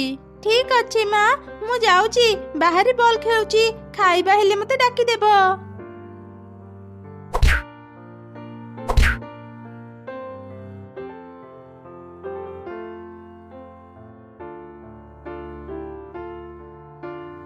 ଆରେ ଚିକି, ତୁ ମୋ ବଲ୍ କାହିଁକି ନେଲୁ? ମତେ ମୋ ବଲ୍ ଦେ, ନହେଲେ ମୁଁ ମୋ ମାଙ୍କୁ ସବୁ କଥା କହିଦେବି। ତ ବଲ୍ ଆସି ମୋ ଘରେ ପଡ଼ିଛି, ଆଜିଠୁ ଏ ବଲ୍ ମୋର। ମୁଁ ତତେ ଆଉ ଏ ବଲ୍ ଦେବିନି, ଏବେ ମୁଁ ଏ ବଲ୍ ସାଙ୍ଗରେ ଖେଳିବି। ଏମିତି କହି କାଉଛୁଆ ବଲ୍ ନେଇ ଘର ଭିତରକୁ ଚାଲିଗଲା। ବଡ଼ମାନଙ୍କ ଝଗଡ଼ା ଦେଖି ସାନ ପିଲାମାନେ ବି ଝଗଡ଼ା କରୁଥିଲେ। ଏସବୁ ଦୂରରୁ ଗୋଟେ ପରୀ ଦେଖୁଥିଲା। ସେ ମନରେ ଚିନ୍ତା କଲା, ଆରେ ମୁଁ ଏ କ'ଣ ଦେଖୁଛି? ବଡ଼ମାନଙ୍କ ଝଗଡ଼ା ପାଇଁ ଛୋଟ ପିଲାମାନେ ବି ଝଗଡ଼ା ଶିଖିଗଲେଣି। ଏହା ଜମା ବି ଠିକ କଥା ନୁହଁ। ଏବେ ମତେ କିଛି କରିବାକୁ ପଡ଼ିବ, ଯେମିତି ଏମାନେ ଝଗଡ଼ା ନ କରି ମିଳିମିଶି ରହିବେ। ଏମିତି କହି ପରୀ ସେଠାରୁ ଚାଲିଗଲା। ପରଦିନ ସକାଳେ ସେ ଚଢ଼େଇ ଆଉ କାଉ ଘରକୁ ଗଲା। ଘରେ କିଏ ଅଛ? ବାହାରକୁ ଆସ, ମତେ ଟିକେ ସାହାଯ୍ୟ କର। କିଏ ତୁମେ? ଆମେ ତ ତୁମକୁ ଆଗରୁ ଏ ଜଙ୍ଗଲରେ ଦେଖିନୁ। ମୁଁ ଜଣେ ପରୀ, ମୁଁ ଦୂର ପର୍ବତରୁ ଆସିଛି। କ'ଣ ହେଲା? ତୁମେ ଜଣେ ପରୀ? କୁହ କୁହ ପରୀ, ତୁମକୁ କ'ଣ ସାହାଯ୍ୟ ଦରକାର? ମୁଁ ତୁମକୁ ସାହାଯ୍ୟ କରିବି। ସେ ଚଢ଼େଇକୁ ସାହାଯ୍ୟ ମାଗି ନିଜ ସମୟ ନଷ୍ଟ କରନି। କ'ଣ ପାଇଁ? ପରୀ, ତୁମେ ସେ କାଉର କଥା ଶୁଣନି, ମତେ କୁହ ପରୀ, ମୁଁ ତୁମକୁ କେମିତି ସାହାଯ୍ୟ କରିବି? ତମେ ଦୁଇ ଜଣ ଆଗ ଝଗଡ଼ା ବନ୍ଦ କର। ମୁଁ ତମମାନଙ୍କୁ କିଛି କହିବାକୁ ଆସିଛି। ମୋ ପାଖରେ ଗୋଟେ କେକ୍ ଘର ଅଛି। ମୁଁ ସେ କେକ୍ ଘର ତମ ଦୁଇ ଜଣଙ୍କ ଭିତରୁ ଜଣକୁ ଦେବି। ସେ କେକ୍ ଘରେ ତମେ ସବୁଦିନ କେକ୍ ପାଇବ, ଆଉ ମନ ଭରି କେକ୍ ଖାଇପାରିବ। ସତରେ ପରୀ, ତୁମେ ଆମକୁ କେକ୍ ଘର ଦେବ? ତେବେ ପରୀ କୁହ, ଆମେ କ'ଣ କରିବୁ? କେକ୍ ଘର ପାଇଁ ତ ମୁଁ କିଛି ବି କରିପାରିବି। ତମେ ଦୁଇ ଜଣ ନିଜ ନିଜ ଜମିରେ ଆଳୁ ଚାଷ କର। ଯିଏ ବି ଅଧିକ ଆଳୁ ଚାଷ କରିବ, ମୁଁ ତାକୁ ସେ କେକ୍ ଘର ଦେବି। ଓ ଏଇ କଥା ପରୀ, ମୋ ଜମି ଚଢ଼େଇ ଜମିଠି ବି ବଡ଼। ଆମେ ଯଦି ଆଳୁ ଚାଷ କରିବୁ, ମୋର ଅଧିକ ଆଳୁ ବାହାରିବ। ଜିତିବି ତ ମୁଁ। ପରୀ, ତୁମେ ମତେ ଏବେ ହିଁ ସେ କେକ୍ ଘର ଦେଇଦିଅ। ନା, ଏମିତି ମୁଁ କାହାକୁ କେକ୍ ଘର ଦେବିନି। ତମେ ମାନେ ଆଗ ପ୍ରତିଯୋଗିତାରେ ଭାଗ ନିଅ, ତାପରେ ଯେ ଜିତିବ ମୁଁ ତାକୁ କେକ୍ ଘର ଦେବି। ତମେ ମାନେ ଏବେ ଚାଷ ଆରମ୍ଭ କର, ମୁଁ କିଛି ଦିନ ପରେ ଆସିବି। ତାପରେ ପରି ସେଠାରୁ ଚାଲିଗଲା। ଚଢ଼େଇ ଆଉ କାଉ ନିଜ ନିଜ ଜମିରେ ଆଳୁ ଚାଷ କରିବା ଆରମ୍ଭ କଲେ। କିଛି ଦିନ ପରେ ତାଙ୍କ ଜମିରେ ଆଳୁ ଚାରା ବାହାରିଲା। ଦିନେ କାଉ ଚଢ଼େଇର ଜମି ଦେଖିବାକୁ ଗଲା। ଏଇ କଣ, ଚଢ଼େଇ ଜମି ଛୋଟ ହେଲେ ବି ତାର କେତେ ଭଲ ଚାରା ଗଛ ବାହାରିଛି। ଏମିତି ହେଲେ ତ ଚଢ଼େଇ ପ୍ରତିଯୋଗିତାରେ ଜିତିଯିବ। ନା ନା, ମୁଁ ସେମିତି ହେବାକୁ ଦେବିନି। ମତେ କିଛି ଗୋଟେ କରିବାକୁ ପଡ଼ିବ। କାଉ ଚଢ଼େଇକୁ କେମିତି ହରେଇବ ମନେ ମନେ ଉପାୟ ଚିନ୍ତା କରୁଥିଲା। ସେ ବଜାରରେ ଥିବା ଗୋଟେ ଔଷଧ ଦୋକାନକୁ ଗଲା। ଆରେ କାଉ ଭଉଣୀ, ଏତେ ଦିନ ପରେ ମୋ ଦୋକାନକୁ ଆସିଲ, ତୁମର କ'ଣ ଦରକାର କୁହ? ହଁ, ମତେ କିଛି ଏମିତି ଔଷଧ ଦିଅ ଯେମିତି ମୁଁ ଗୋଟେ ଆଳୁ ଚାଷ ହେଇଥିବା ଜମିକୁ ନଷ୍ଟ କରିପାରିବି। ଆଚ୍ଛା, ବୁଝିଗଲି। ଏଇ ଲାଲ ରଙ୍ଗର ଔଷଧ ବୋତଲକୁ ନିଅ। ଏଇ ଔଷଧ ବୋତଲକୁ ସେ ଆଳୁ ଚାଷ ହେଇଥିବା ଜମିରେ ଢାଳି ଦେବ। ଚାଷ ହେଇଥିବା ସବୁ ଆଳୁ ଭିତରଟା ନଷ୍ଟ ହେଇଯିବ। ବାହାର ପଟୁ ସେ ଆଳୁ ପୁରାପୁରି ଭଲ ଦେଖାଯିବ, ହେଲେ ଭିତରଟା ସଢ଼ି ଯାଇଥିବ। ଆଚ୍ଛା, ତୁମ ପାଖରେ କିଛି ଏମିତି ଔଷଧ ଅଛି ଯୋଉ ଔଷଧ ଦେଲେ ମୁଁ ଚାଷ କରିଥିବା ଆଳୁ 2 ଗୁଣା ବଢିଯିବ? ହଁ, ସେଥିପାଇଁ ବି ମୋ ପାଖରେ ଔଷଧ ଅଛି। ଏଇ ନିଅ, ଏଇ ହଳଦିଆ ରଙ୍ଗର ବୋତଲକୁ ନିଜ ଜମିରେ ଢାଳି ଦେବ। ତୁମ ଆଳୁ 2 ଗୁଣା ବଢିଯିବ। କାଉ ଖୁସି ମନରେ ସେ 2 ଔଷଧ ବୋତଲ ଧରି ଘରକୁ ଫେରିଲା। ମା ଚିକି, ଉଠ ମା, ଆସ ଗୋଟେ ଜାଗାକୁ ଯିବା। ନାଇଁ ମା, ମୁଁ ଏବେ କୋଉଠିକି ଯିବିନି, ମତେ ଭାରି ନିଦ ଲାଗୁଛି। ଓହୋ, ଉଠ କହିଲି ନା। ଚାଲ ମତେ ଟିକେ ସାହାଯ୍ୟ କର, କାମ ସରିଲେ ଆମେ ଶୀଘ୍ର ଘରକୁ ଫେରି ଆସିବା। କାଉ ଆଉ ତାର ଝିଅ ରାତି ଅଧରେ ଚଢ଼େଇର ଜମିକୁ ଗଲେ। ମା ଚିକି, ଏଇ 2 ବୋତଲକୁ ନେ। ଏଇ ଲାଲ ବୋତଲକୁ ଚଢ଼େଇ ଜମିରେ ଢାଳି ଦେବୁ, ଆଉ ଏ ହଳଦିଆ ବୋତଲକୁ ଆମ ଜମିରେ ଢାଳି ଦେବୁ। ତୁ ଏବେ ଯା, ମୁଁ ଏଠି ରହି ସମସ୍ତଙ୍କ ଉପରେ ନଜର ରଖୁଛି। କେହି ଦେଖିବା ଆଗରୁ ଶୀଘ୍ର କାମ ସାରି ଫେରି ଆସିବୁ। ଏଇ କାମ ପାଇଁ ତୁମେ ମତେ ରାତି ଅଧରେ ଏଠାକୁ ଆଣିଲ, ସକାଳେ ବି ତ ଆସି ପାରିଥାନ୍ତ। ଆଚ୍ଛା ମା, ଏ 2 ବୋତଲରେ କଣ ଅଛି? ସେ କଥା ଜାଣିବା ତୋର ଦରକାର ନାହିଁ। ତତେ ଯେମିତି କହୁଛି ତୁ ସେମିତି କର। କେହି ଆମକୁ ଦେଖିବା ପୂର୍ବରୁ ତୁ ଯା, ଶୀଘ୍ର କାମ ସାରି ଆସେ। ମା, ଚଢ଼େଇ ଆଣ୍ଟି ଜମିରେ କୋଉ ବୋତଲ ଢାଳିବାକୁ କହିଥିଲେ? ମୋର ତ ମନେ ପଡୁନି। ନିଶ୍ଚୟ ଏ ହଳଦିଆ ବୋତଲ କଥା କହିଥିବେ। ମତେ ଲାଲ ରଙ୍ଗ ଭାରି ଭଲ ଲାଗେ। ମୁଁ ଆମ ଜମିରେ ଏ ଲାଲ ରଙ୍ଗର ବୋତଲକୁ ଢାଳିବି।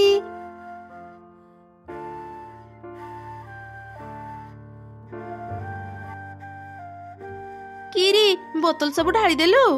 ହଁ ମା, ତୁମେ ଯେମିତି କହିଥିଲ ମୁଁ ସେମିତି କରିଛି। ମୋ ସୁନା ଝିଅ, ଆସ ବି ଘରକୁ ଯିବା। ଏମିତି କିଛି ଦିନ ବିତିଗଲା। ଦିନେ କାଉ ଆଳୁ ତୋଳିବା ପାଇଁ ତା ଜମିକୁ ଗଲା। ଆରେ କଣ, ମୋ ଜମିରୁ ଏତେ ଅଳ୍ପ ଆଳୁ କେମିତି ବାହାରିଲା? ତା ମାନେ କଣ ସେ ଔଷଧ ଦୋକାନୀ ମତେ ଠକିଦେଲା? ଆରେ କଣ, ଏ କେମିତିକା ଚମତ୍କାର! ଆଳୁ କଣ ତଳେ ନ ଫଳି ଗଛ ଉପରେ ଫଳିଛି। ମା କୁନି, ଆସେ ଶୀଘ୍ର ଶୀଘ୍ର ଆଳୁ ତୋଳିବା, ପରି ଆସିବାର ସମୟ ହେଇଗଲାଣି। ଆରେ ମା, ତୋର ଏ କି ଅବସ୍ଥା ହେଇଛି? ତୋ ମୁଣ୍ଡରେ ଆଘାତ କିଏ କଲା? ମା, ସେ ଚିକି କହୁଥିଲା ତୁମେ ଏ ପ୍ରତିଯୋଗିତାରେ ହାରିଯିବ, ତାପରେ ସେମାନେ ଆମକୁ ଏ ଜଙ୍ଗଲରୁ ବାହାର କରିଦେବେ। ମତେ ଏସବୁ ଶୁଣିବାକୁ ଭଲ ଲାଗିଲାନି। ତାକୁ ମାରିବା ସମୟରେ ମୋର ଏମିତି ଅବସ୍ଥା ହେଲା। ତମେ ମାନେ ଏବେ ବହୁତ ଛୋଟ, ଏମିତି ଝଗଡା କାହିଁକି କରୁଛ? ମା, ତୁମେ ଆଉ କାଉ ଆଣ୍ଟି ବି ତ ଝଗଡା କର, ଆମେ ଝଗଡା କଲେ ଅସୁବିଧା କଣ? ଆରେ ଏସବୁ କଣ ହେଇଗଲା? କାଉ ଆଉ ମୋ ଝଗଡା ପାଇଁ ପିଲାମାନେ ଖରାପ ବାଟକୁ ଚାଲିଗଲେଣି। ଏବେ ମୁଁ କଣ କରିବି? ଆସିଗଲ ତମେ ମାନେ, ଦେଖିବା କାହାର କେତେ ଆଳୁ ଚାଷ ହେଇଛି। ପରି, ମୋ ଜମିରୁ 5 ବସ୍ତା ଆଳୁ ବାହାରିଛି। ପରି, ମୋର 7 ବସ୍ତା ଆଳୁ ହେଇଛି। ଏ କଣ, ତୋ ଜମି ମୋ ଜମିଠୁ ବି ସାନ, ତାହେଲେ ତୋର 7 ବସ୍ତା ଆଳୁ କେମିତି ବାହାରିଲା? ତା ମାନେ କଣ ଚିକି, ତୁ କୋଉ ରଙ୍ଗର ବୋତଲକୁ ଚଢ଼େଇ ଜମିରେ ଢାଳିଲୁ? ମା, ତୁମେ ମତେ କୋଉ ରଙ୍ଗ କଥା କହିଥିଲ ମୁଁ ଭୁଲି ଯାଇଥିଲି। ମତେ ଲାଲ ରଙ୍ଗ ଭଲ ଲାଗେ, ସେଥିପାଇଁ ମୁଁ ଚଢ଼େଇ ଆଣ୍ଟିଙ୍କ ଜମିରେ ହଳଦିଆ ରଙ୍ଗର ବୋତଲକୁ ଢାଳିଥିଲି, ଆଉ ଆମ ଜମିରେ ଲାଲ ରଙ୍ଗର ବୋତଲକୁ ଢାଳିଥିଲି। ଆରେ ଆରେ, ତୁ ଏ କଣ ସର୍ବନାଶ କରିଦେଲୁ? ତମେ ମାନେ ଏସବୁ କଣ କଥା ହେଉଛ? ମୁଁ ତ କିଛି ବି ବୁଝିପାରୁନି। ଚଢ଼େଇ ସେମାନେ ନିଜ ଭୁଲର ଶାସ୍ତି ପାଇଛନ୍ତି। କାଉ ତୁ ସମସ୍ତଙ୍କୁ ସବୁ କଥା କହିବୁ ନା ମୁଁ କହିବି? ମୋର ଭୁଲ ହେଇଗଲା ପରି ଚଢ଼େଇର କ୍ଷତି କରିବାକୁ ଯାଇ ମୋ ନିଜର କ୍ଷତି ହେଇଗଲା। ଚଢ଼େଇ ତୁ ମତେ ବି କ୍ଷମା କରିଦେ। ମୁଁ ଆଉ ଦିନେ ବି ତୋ ସହ ଝଗଡ଼ା କରିବିନି। ଆଜି ମୁଁ ମୋ ଭୁଲ ବୁଝିପାରୁଛି। କାଉ ତୁ ମତେ ବି କ୍ଷମା କରିଦେ। ମୁଁ ବି ମୋ ଭୁଲ ବୁଝିଗଲି। ଆମେ ଆଉ କେବେ ବି ଝଗଡ଼ା କରିବାନି। ଆମ ପାଇଁ ଆମ ପିଲାମାନେ ବିଗିଡ଼ି ଯାଉଛନ୍ତି। ତମ ଦୁଇ ଜଣଙ୍କ ପାଇଁ ମୁଁ ଆଜି ଅନେକ ଖୁସି। ମୁଁ ଯାହା ଚାହୁଁଥିଲି ତା ଏବେ ପୁରା ହେଇଗଲା। ତମେ ମାନେ ଆଉ ଝଗଡ଼ା ନ କରି ଏବେ ମିଳିମିଶି ଖୁସିରେ ରୁହ। ଏଇ ନିଅ କେକ୍ ଘର। ଏ କେକ୍ ଘରୁ ତମମାନଙ୍କ ସହ ଜଙ୍ଗଲର ଅନ୍ୟ ପକ୍ଷୀମାନେ ବି କେକ୍ ଖାଇପାରିବେ। ଏମିତି କହି ପରି ସେଠାରୁ ଚାଲିଗଲା। ସେଦିନ ପରଠାରୁ କାଉ ଆଉ ଚଢ଼େଇ ଝଗଡ଼ା କଲେ ନାହିଁ। ତାଙ୍କ ପିଲାମାନେ ବି ସାଙ୍ଗ ହେଇଗଲେ। ଏମିତି ସେମାନେ ମିଳିମିଶି ଖୁସିରେ ରହିଲେ। ଗୋଟିଏ ଜଙ୍ଗଲରେ 3ଟି ଅନାଥ ଚଢ଼େଇ ଭଉଣୀ ରହୁଥିଲେ। ସେମାନେ ବହୁତ ଗରିବ ଥିଲେ। ଦିଦି ଆଜି ବି ତୁ ଶୁଖିଲା ଭାତ ଦେଉଛୁ? ଶୁଖିଲା ଭାତ ଖାଇ ଖାଇ ବିରକ୍ତ ଲାଗିଲାଣି। ଆମକୁ ଭାତ ସାଙ୍ଗରେ ତରକାରୀ ଦେ। ଆରେ ଭଉଣୀ ଆଜି ଦିନଟା ସେମିତି ଖାଇ ଦେଇଥାଅ। ଅନେକ ଦିନରୁ ମୁଁ କାମ ଖୋଜୁଛି ହେଲେ ପାଉନି। ଆଜି ଯଦି ମୋତେ କାମ ମିଳେ ମୁଁ ତମମାନଙ୍କ ପାଇଁ ଭଲ ଭଲ ଖାଇବା ଆଣିଦେବି। ଖାଇବା ଖାଇ ସାରିଲା ପରେ ବଡ଼ ଭଉଣୀ ରାନୀ ବାହାରକୁ ଗଲା କାମ ଖୋଜିବା ପାଇଁ। କିଛି ଦୂର ଗଲା ପରେ ସେ ଫଳ ବିକ୍ରି କରୁଥିବା ଏକ ବୁଢ଼ା ଚଢ଼େଇକୁ ଦେଖିଲା। ଆପଣ ବୋଧେ ଏ ଫଳ ଝୋଡ଼ି ନେଇ ବଜାରକୁ ଯିବେ? ମୋତେ ଦିଅନ୍ତୁ, ମୁଁ ଏ ଫଳ ଝୋଡ଼ିକୁ ବଜାରରେ ପହଞ୍ଚାଇ ଦେବି। ଆରେ ନା ନା, ମୁଁ ମୋ ଫଳ ଝୋଡ଼ି ନିଜେ ନେଇପାରିବି। ମୁଁ ଆପଣଙ୍କୁ ସାହାଯ୍ୟ କରିବାକୁ ଚାହୁଁଛି, ମୋତେ ଦିଅନ୍ତୁ। ଏମିତି ସେ ଦୁଇ ଜଣ ଟାଣିବା ଯୋଗୁଁ ଫଳ ଝୋଡ଼ିର ସବୁ ଫଳ ତଳେ ପଡ଼ିଗଲା। ଆରେ ତୁ କ'ଣ କଲୁ? ମୋତେ ସାହାଯ୍ୟ କରିବାକୁ ଯାଇ ମୋର ସବୁ ଫଳ ତଳେ ପକେଇଦେଲୁ। ମୋତେ କ୍ଷମା କରନ୍ତୁ, ମୁଁ ଏବେ ସବୁ ଫଳ ଉଠେଇ ଆଣୁଛି। ରାନୀ ସବୁ ଫଳ ତଳୁ ଉଠେଇ ଝୋଡ଼ିରେ ରଖିଦେଲା। ସବୁ ଫଳ ମଇଳା ହେଇଗଲା। ଏବେ ଫଳ ଗୁଡ଼ାକୁ ଧୋଇବାକୁ ହେବ। ଦିଅନ୍ତୁ, ମୁଁ ସବୁ ଫଳ ନଦୀରୁ ଧୋଇ ଆଣିବି। ନା ନା ଥାଉ, ତୁ ମୋତେ ଆଉ ସାହାଯ୍ୟ କରିବା ଦରକାର ନାହିଁ। ଏମିତିରେ ବି ତୁ ମୋର ବଡ଼ ଉପକାର କରିସାରିଲୁଣି। ତୁ ତ ରାସ୍ତାରେ ଯା, ମୁଁ ମୋ ରାସ୍ତାରେ ଯାଉଛି। ଏବେ କ'ଣ କରିବି? କୋଉଠି ଯେ କାମ ଖୋଜିବି? ମୁଁ ଟିକେ କାମରେ ଘରକୁ ଯାଇଥାନ୍ତି। ମୋ ପରିବାର ସବୁ କାହାକୁ ଦେଖିବା ପାଇଁ କହିବି? ଏଠି ତ ସମସ୍ତେ ବ୍ୟସ୍ତ। ଆପଣଙ୍କୁ କିଛି ସାହାଯ୍ୟ ଦରକାର କି? ମୋତେ କୁହନ୍ତୁ। ମୁଁ ଏ ବଜାରରେ ପରିବା ବିକ୍ରି କରି ମୁଁ ଗୋଟେ କାମରେ ଘରକୁ ଯାଇଥାନ୍ତି। ଜାଣିପାରୁନି ଏତେ ପରିବା ଏଠି ଛାଡ଼ି ଘରକୁ କେମିତି ଯିବି। ଚିନ୍ତା କରନ୍ତୁନି, ମୁଁ ଅଛି। ଆପଣ ନିଶ୍ଚିନ୍ତରେ ଘରକୁ ଯାଆନ୍ତୁ। ମୁଁ ଆପଣଙ୍କ ପରିବା ଜଗିଦେବି। ତୁ ସତ କହୁଛୁ ଝିଅ? ତେବେ ଠିକ୍ ଅଛି, ତୁ ମୋ ପରିବା ଜଗିଦେ। ମୁଁ ଘରୁ ଫେରିଲେ ତତେ କିଛି ନା କିଛି ଦେବି। ଏମିତି କହି ରାନୀ ସେ ପରିବା ସବୁ ଜଗିଲା, ଯେମିତି ସେ ପରିବା କେହି ଚୋରି କରିପାରିବେନି। ସେ ସାମ୍ନା ପଟକୁ ଦେଖୁଥିଲା। ସେହି ସମୟରେ ପଛପଟୁ ଏକ ଛେଳି ଆସି ପରିବା ଖାଇବା ଆରମ୍ଭ କଲା। କିଛି ସମୟ ପରେ ମିଟୁ ଫେରିଲା। ଆରେ ଝିଅ, ଫେରୁ ଫେରୁ ଟିକେ ଡେରି ହେଇଗଲା। ତୋର କିଛି ଅସୁବିଧା ହେଇନି ତ? ନା ନା, ମୋର ସେମିତି କିଛି ଅସୁବିଧା ହେଇନି। ମୁଁ ଆପଣଙ୍କ ପରିବାକୁ ଭଲ ଭାବରେ ଜଗି ରହିଛି। ଆରେ ଆରେ, ଏ ଛେଳି ମୋ ପରିବା ପାଖରେ କ'ଣ କରୁଛି? କ'ଣ ହେଲା? ଛେଳି? ଏ ଛେଳି କୋଉ ପଟୁ ଆସିଲା? ମୁଁ ତ ସାମ୍ନାକୁ ଦେଖୁଥିଲି। ଏସବୁ କ'ଣ ହେଇଗଲା? ମୁଁ କାହିଁକି ଘରକୁ ଗଲି? ମୁଁ ଘରକୁ ଗଲି ବୋଲି ଆଜି ଛେଳି ମୋର ଅଧା ପରିବା ଖାଇଦେଲା। ଇଏ ମାନେ ମୋ ଟଙ୍କା? କୋଉ ଟଙ୍କା? ତୋ ପାଇଁ ମୋର ଅଧା ପରିବା ନଷ୍ଟ ହେଇଗଲା। ତତେ କ୍ଷତିପୂରଣ ମାଗୁନି, ସେତିକିରେ ଖୁସି ହେ। ମୋ ମୁଣ୍ଡ ବେଶୀ ଗରମ ହେବା ପୂର୍ବରୁ ଏଠାରୁ ଚାଲିଯା। ଠିକ୍ ଅଛି ଠିକ୍ ଅଛି, ମୁଁ ଯାଉଛି। ଧେତ୍, ଆଜି ଦିନଟା ହିଁ ଖରାପ। ଏତେ ଖୋଜିଲି ହେଲେ କୋଉଠି ବି କାମ ପାଇଲିନି।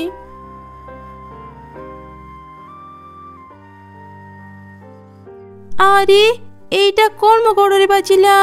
ଏଇଟା ତ ଗୋଟେ ଲାଲ ପଥର। ନା ନା, ଏଇଟା ପଥର ନୁହଁ, ଏଇଟା ଲାଲ ଲାଉର ମଞ୍ଜି। ଲାଲ ଲାଉ? ଲାଲ ଲାଉ କ'ଣ ହେଇଥାଏ? ହଁ, ଏ ଲାଉର ରଙ୍ଗ ଲାଲ। ତୋର ଯଦି ବିଶ୍ୱାସ ହେଉନି, ତୁ ଏ ମଞ୍ଜି ଘରକୁ ନେଇଯା। ନିଜ ଘର ଅଗଣାରେ ପୋତିଦେବୁ।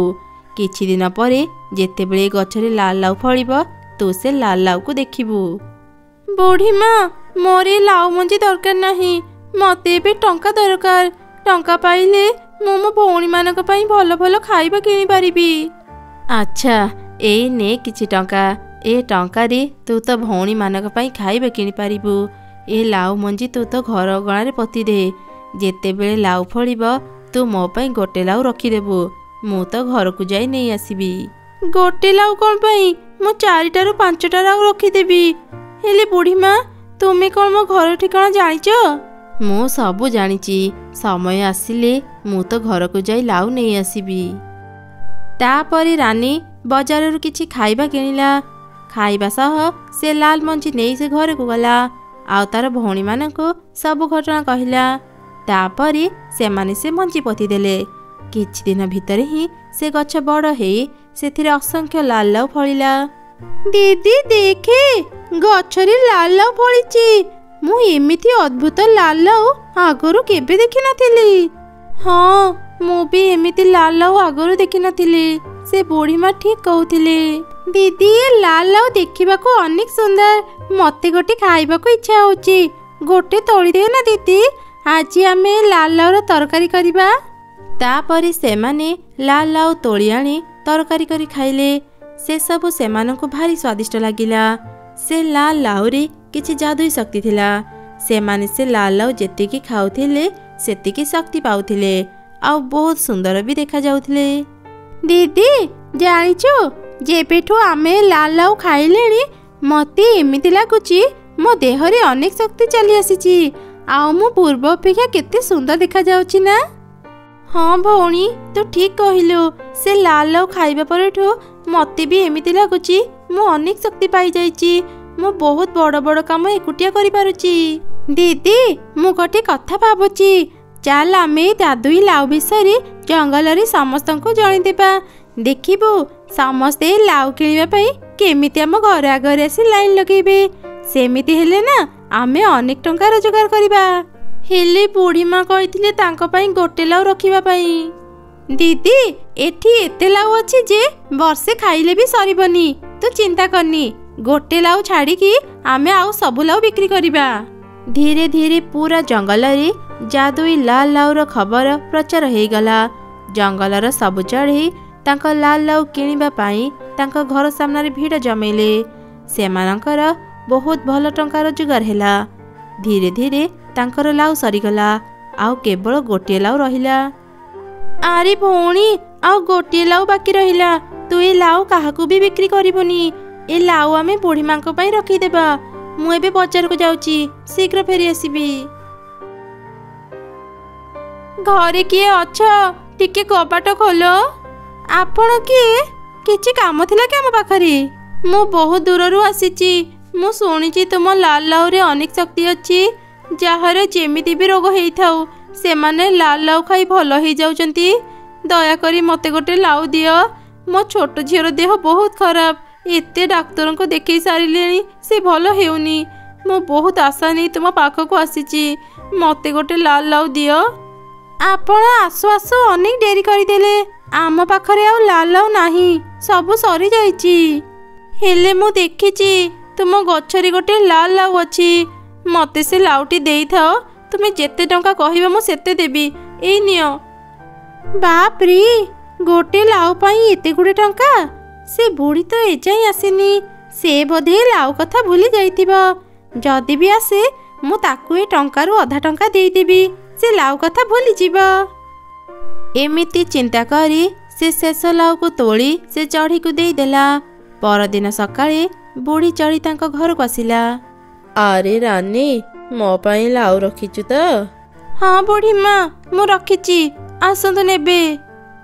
ଆରେ କ'ଣ, ଏ ଗଛଟା ତ ମରିଯାଇଛି। ଶେଷ ଲାଉଟା ବି ନାହିଁ। ଏ ଗଛରେ କେବଳ ଥରେ ହିଁ ଲାଉ ଫଳେ। ଆଉ ଯଦି ଶେଷ ଲାଉ ଛିଡ଼େଇଦେବ ଏ ଗଛ ମରିଯିବ। ଦିଦି, କାଲି ଗୋଟେ ଚଢ଼େଇ ଆମ ଘରକୁ ଆସିଥିଲା। ସେ କହୁଥିଲା ତା ଝିଅର ଦେହ ବହୁତ ଖରାପ। ସେ ମୋତେ ଅନେକ ଟଙ୍କା ଦେଲା। ସେଥିପାଇଁ ମୁଁ ତାକୁ ସେ ଶେଷ ଲାଉଟା ଦେଇଦେଲି। ମୋତେ କ୍ଷମା କରନ୍ତୁ। ଆପଣଙ୍କୁ କେତେ ଟଙ୍କା ଦରକାର କୁହନ୍ତୁ, ମୁଁ ଆପଣଙ୍କୁ ଦେବି। ମୂର୍ଖ ଝିଅ, ମୋତେ ତୁ ଟଙ୍କା ଦେଖାଉଛୁ? ମୁଁ ତମମାନଙ୍କୁ ଅଭିଶାପ ଦଉଛି। ଯିଏ ବି ମୋ ଲାଉ ଖାଇଛ ସମସ୍ତେ ରୋଗିଣା ଅସୁନ୍ଦର ହେଇଯିବ। ପରଦିନ ସକାଳେ ଯିଏ ବି ଲାଲ ଲାଉ ଖାଇଥିଲେ ସମସ୍ତଙ୍କ ଦେହ ଖରାପ ହେଇଗଲା। ସମସ୍ତେ କଳା ପଡ଼ିଗଲେ। ଏମିତି ଦେଖି ଭୟରେ ରାନୀ ତା ଭଉଣୀ ସହ ଜଙ୍ଗଲ ବାହାରେ ରହୁଥିବା ଏକ ସାଧୁ ଚଢ଼େଇ ପାଖକୁ ଗଲା। ସାଧୁ ବାବା, ଆମକୁ ରକ୍ଷା କରନ୍ତୁ। ରାନୀ ସେ ସାଧୁ ବାବାଙ୍କୁ ସବୁ ଘଟଣା କହିଲା। ସାଧୁ ତା ଧ୍ୟାନ ବଳରେ ସବୁ ଜାଣିପାରିଲା। ତତେ ଯୋଉ ବୁଢ଼ୀ ଲାଲ ଲାଉର ମଞ୍ଜି ଦେଇଥିଲା ସେ ଗୋଟେ ଭୟଙ୍କର ପିଶାଚି। ସେ ଶକ୍ତି ପାଇବା ପାଇଁ ଲାଲ ଲାଉ ଖାଇଥାଏ, ହେଲେ ସେ ନିଜେ ଗଛ ଲଗେଇ ପାରେନି। ସେଥିପାଇଁ ସେ ଅନ୍ୟ ଚଢ଼େଇଙ୍କ ଦ୍ୱାରା ସେ ଗଛ ଲଗେଇଥାଏ। ସେ ପିଶାଚି କାହାର ବି କ୍ଷତି କରେନି। ତମେମାନେ ତାକୁ ରଗେଇ ଦେଇଛ। ଜଙ୍ଗଲର ଶେଷ ମୁଣ୍ଡରେ ସେ ପିଶାଚିର ଘର। ମୁଁ ଏକ ଗଛ ଦେଉଛି, ଯାଅ ଏ ଗଛ ପିଶାଚିର ଘର ବାହାରେ ଲଗେଇଦେବ। ସେ ଶାନ୍ତ ହେଇଯିବ ଆଉ ତମମାନଙ୍କୁ କ୍ଷମା କରିଦେବ। ହଁ ହଁ ସାଧୁ ବାବା, ମତେ ସେ ଗଛ ଦିଅନ୍ତୁ। ଭୁଲ ମୁଁ କରିଛି। ମୋ ପାଇଁ ସମସ୍ତେ କଷ୍ଟ ପାଉଛନ୍ତି। ମୁଁ ସେ ଗଛ ପିଶାଚିର ଘର ବାହାରେ ଲଗେଇଦେବି। ସାଧୁ ସେମାନଙ୍କୁ ଏକ ଛୋଟ ଗଛ ଦେଲା। ମୁନି ସେ ଗଛ ନେଇ ପିଶାଚିର ଘର ବାହାରେ ଲଗେଇଦେଲା। ପିଶାଚି ଶାନ୍ତ ହେଇଗଲା। ସମସ୍ତେ ସୁସ୍ଥ ହେଇ ପୂର୍ବ ରୂପ ଫେରି ପାଇଲେ।